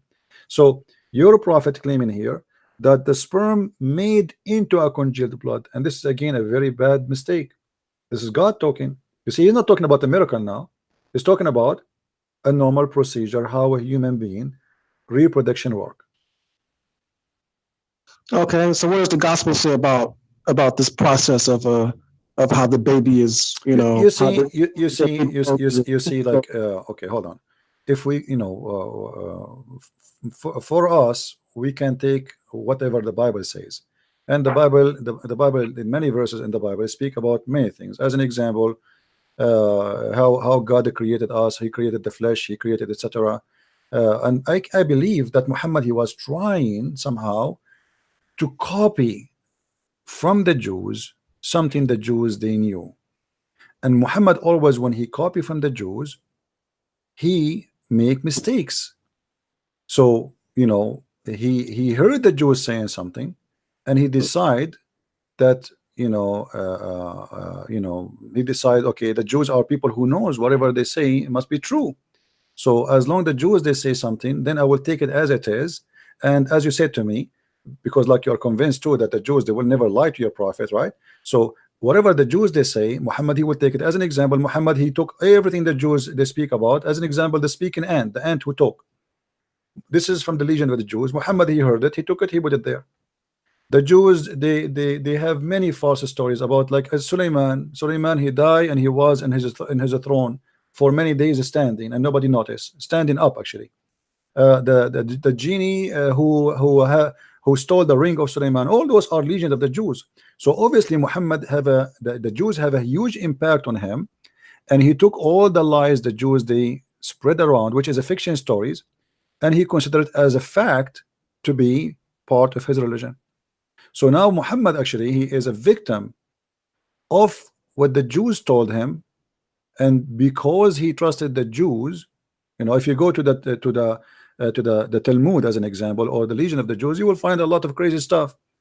And Muhammad, obviously, like as an example, if we go right now, we show you that the story of Azab al-Qabr. You heard of Azab al-Qabr before, correct?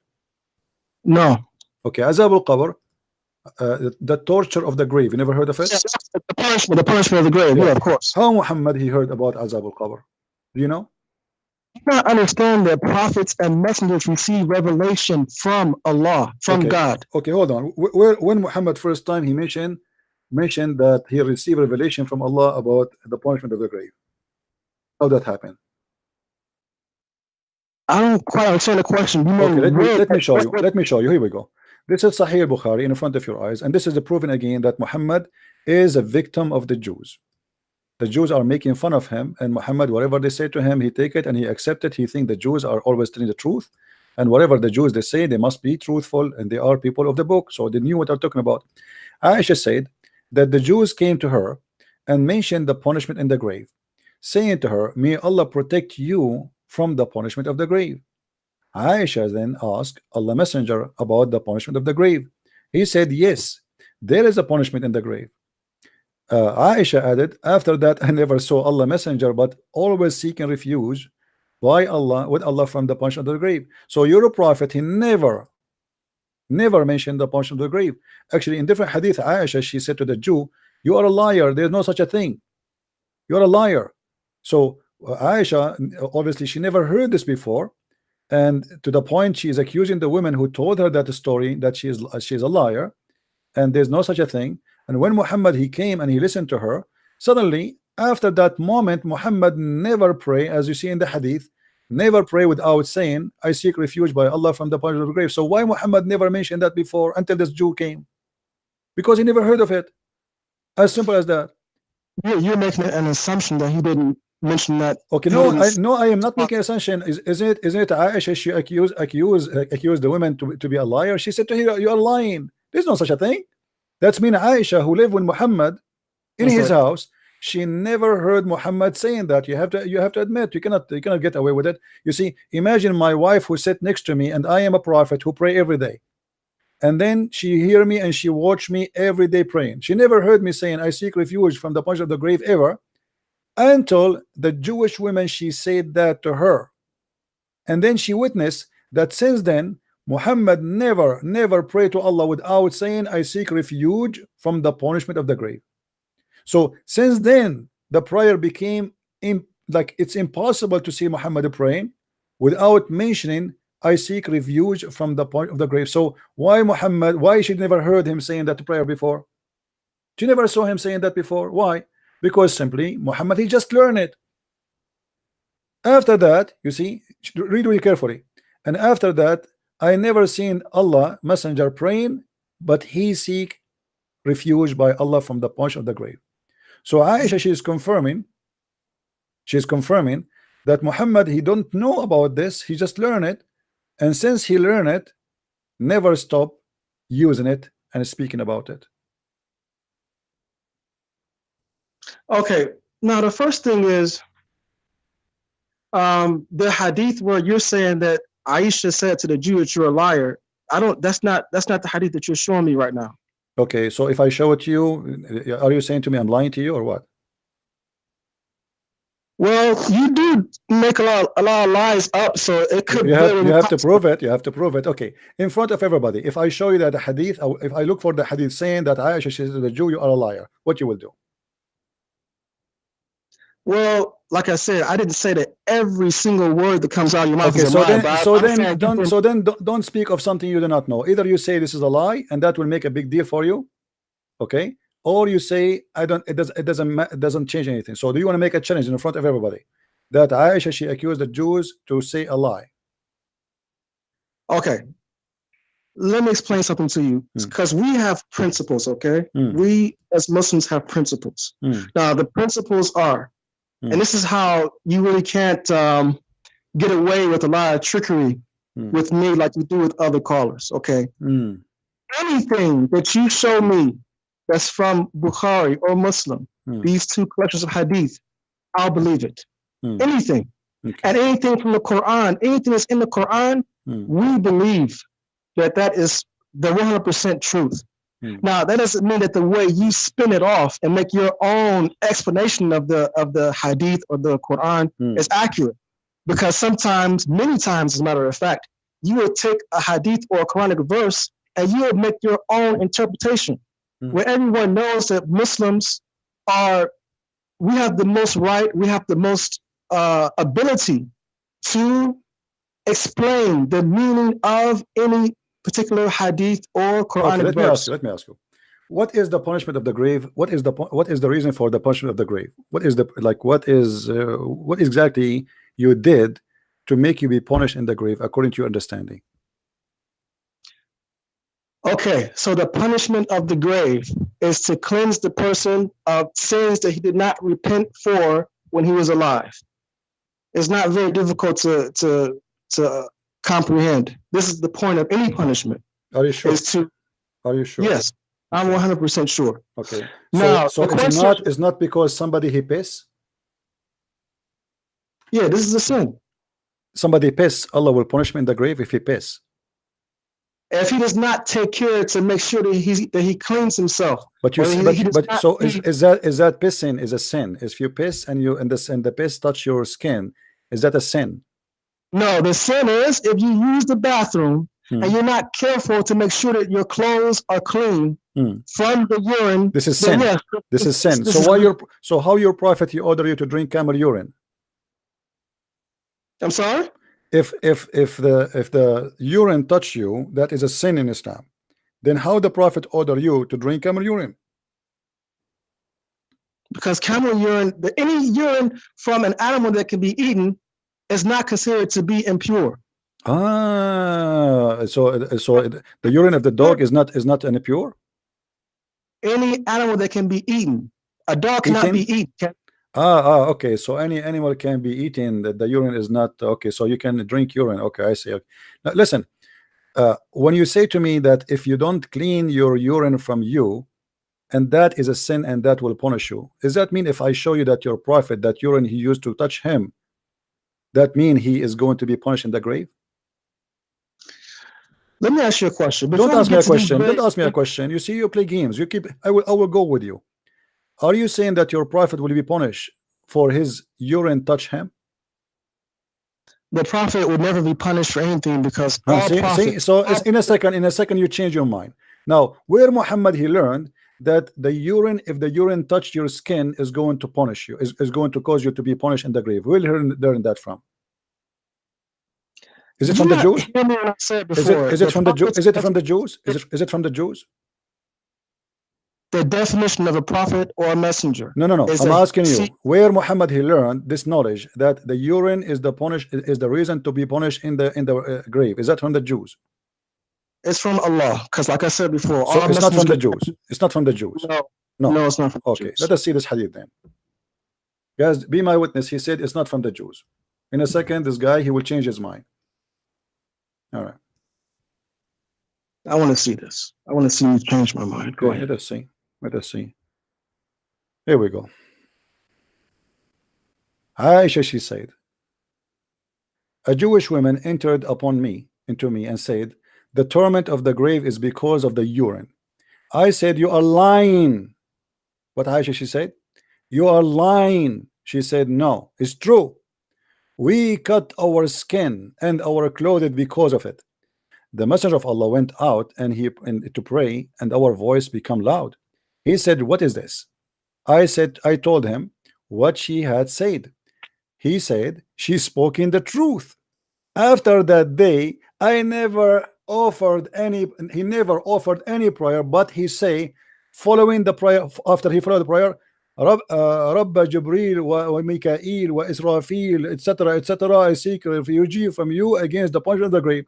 So Muhammad here never since then, Aisha, she never heard of that before, and you are the one who said to me, where you get this one, that the Jews, she said to him, you are lying, right? You remember? You said you fabricate your lie. Here we go. Aisha, she's accusing the Jew that she is a fabricate, she is a liar, and this is going to be true. Why? Because this is stupid. Why Aisha, she's saying to the Jew, this is a lie? Because this is stupid, obviously. So the Jew, she said that, Muhammad, he take that, Muhammad, he believe in that, Muhammad approved that, and after that, Muhammad, he never pray to Allah unless he say, I seek refuge by Allah from the punishment of the grave. So the question to you, as long you are the one who said to me, Allah is the one who told him that, so why Muhammad never before that mentioned the punishment of the grave in his prayer? He was not aware of it? Okay, so who collected the hadith that you're showing us now? Where do you collected the hadith? You Muslims was the one who collected the hadith. No, what book of hadith was it? Is it from? This is Sunan al-Nasa'i. Okay, so it's most likely it's probably a weak hadith because it is not a weak hadith. Here we go. This is not a weak hadith. Here we go. Read with me. It says Hassan. Just because. Okay, let me show you. Okay, hold on. Let us see from Al-Bukhari. Let us get you. You see, the Muslim, they want to play all the games. Okay, let us see if this can be found in Al-Bukhari. Okay, all right.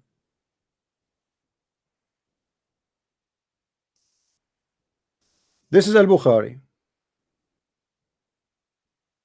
So what we will do now?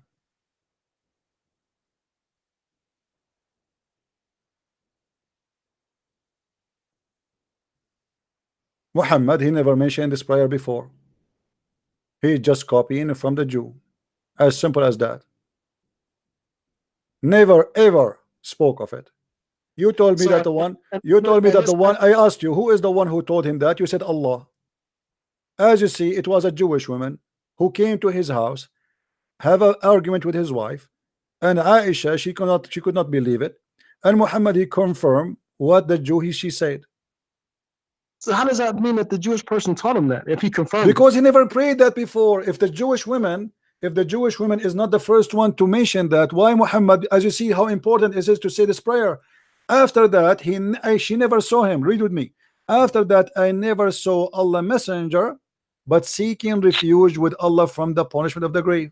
After that, so Muhammad, if this is very important, that you should add in every prayer after the prayer to seek refuge from the punishment of the grave. Why Muhammad never mentioned it before? Why suddenly now, after the Jew, she came to him, suddenly he repeated every time he pray? Obviously, he just learned it. He liked the idea. Muhammad is a copy-paste guy. The Jews, they say something, whatever the Jews they say, and the Jews, they are making fun of him, obviously. That's how you interpret it. My friend, thank you for calling. That's it. We are done. I'm not going to waste my time. It's obvious. Correct, guys? If we ask this guy, who is the one who told Muhammad this? He said Allah. Okay, why he never mentioned it before?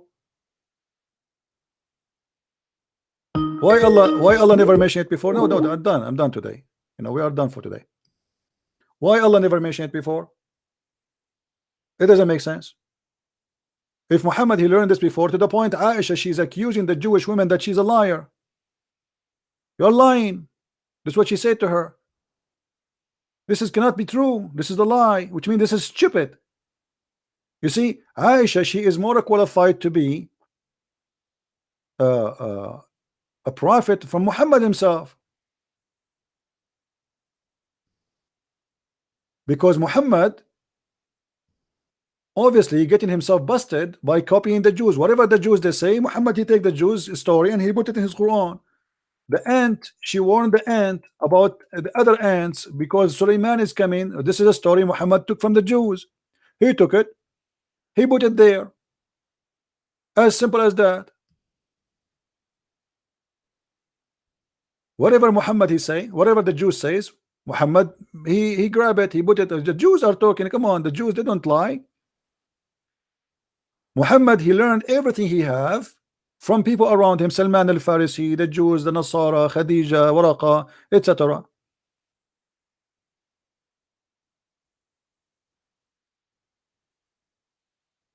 This is stupid. And Aisha, she confirmed that this is a lie. And what kind of God he want to punish me for having some piss on my leg? Actually, okay, hold on. If Allah don't want that to happen, can't he make your penis long like a horse so you can piss far away from your body? If this is an issue, that's mean your God he have a defect in his creation. Correct, guys?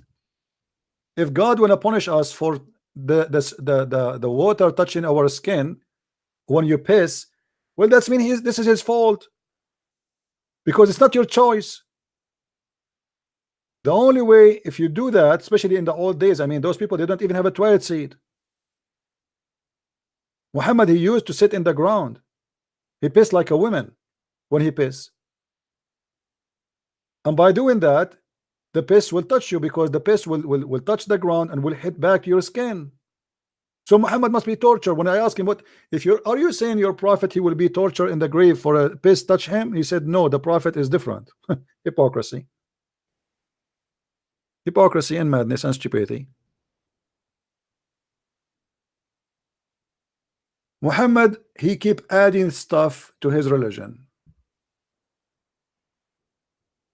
He learned about the false Messiah. He add the false Messiah. He heard about the Antichrist. He add the Antichrist. He heard that I mean, all the stupid stories. Muhammad, he grabbed it from somewhere. He have nothing of his own. He's a false prophet. And the Muslim, they try to defend that Muhammad said that whoever have orgasm first, the baby will be a boy. And the excuse is, as long the Jew he said that, it must be true. Did you see? Did you see the mindset of the Abdul? The proof that Muhammad is saying the truth, that he heard that from a Jew. So why you accuse them that the Jews corrupt their book? They are liars. They are the most evil people, as the Quran says. I mean, Allah, he made them even pigs and monkeys. Anyway, obviously Muslims, in order to defend their false prophet, they choose to take a hike in the madness highway. And that will not help you, my friend. Whoever watched this video, he will be laughing at Islam and will leave Islam. So I'm very thankful for the Muslims who try their best to defend their prophet, but obviously everybody witness that they have a big fat failure, and their prophet, he cannot be a prophet of God. He cannot. Especially he claimed that his stupid answers was coming to him from the angel Jibril. Just now, Jibril has told me, just now. So Muhammad even claimed that a normal question, the answer for it is coming from Jibril, which means everything he says is Allah talking. You see, by the way, when he said Jibril told me, it means Allah told me. Jibril is just the delivery guy. This is not the answer of Jibril. This is the answer of Allah. If this is not enough to prove to you that Muhammad is a false prophet, I do not know what is going to prove to you that he is a false prophet. I want to say thank you guys for being here. I hope today we have a good time together. And don't forget, if you like to learn more about Islam, feel free, you can go and get my books from Amazon. Depend in your country, Amazon.com, DE, France, etc. And don't forget to subscribe to all my pages in Minds.com, Patreon, Facebook, and in YouTube. Invite your friends, share with them, download my videos. They are for free for you. I'm not a person who get upset from people downloading my videos. Actually, I encourage you, because the purpose is not about having subscription for me. The purpose is spreading the truth, and the truth will set you free. The Lord, he said, for free you took, for free you give. You are not required to give Christian Prince any money, and I'm not asking you to pay me, This is something I give for free. Those who help us with donation, they are doing it voluntarily. May the Lord bless them. And those who they are not helping, still the Lord blessing you. We cannot bribe God by paying money in Islam. You do that. In Christianity, you cannot. When people they think that God is someone we can bribe by some donation, that's mean they are corrupt. When somebody says to you, if you donate to me, God will forgive your sin, that's mean he's a corrupt. And that's Muhammad, who said to the Muslims that if you pay me, I will pray in your behalf and I will purify you. That is not in Christianity. Don't fall into the garbage. The one who promised you female and male Gentile, which is endless, he cannot be from God. This is not God. God don't promise such a promise. This is against his nature. God is holy, so is Jesus. Jesus is my Lord, the Christ, the Messiah, the Savior. Even in the cult of Islam, he will come back and he will save the whole world. It's not Muhammad, it is not Jibreel, it is not Allah who will save us in the end of the day, and he is going to destroy the Satan, even according to Islam. So why you want to follow the dead man Muhammad and you will not follow the living God, the word of God, the pure, the mighty, the wonderful, Emmanuel? God is with us, and that is Jesus. For Jesus I invite you, because by him and for him everything was created, and anything else is a lie. Never trust a man, never trust a priest, never trust a sheikh, never trust people who claim to be prophet. Trust those who speak the truth about God if they are following God. Muhammad, obviously he don't follow God, he have no God. He was a man who want to take over power. He wants sex, he want money, he want the glory of himself, to the point he changed his name and he called himself Muhammad, which means the praised one. And this is again against God. For when you say I am the praised one, then you are God. Muhammad is a name of a God, it's not a name of a man. Only God is the praised one. Shame on you, shame on you to follow a man. He replaced God even by his name. He cannot be of God. Thank you very much for listening and watching. Christ is Lord and Islam is false. And until we see you soon again, please subscribe and tell your friends, and God bless you. Take care and bye-bye.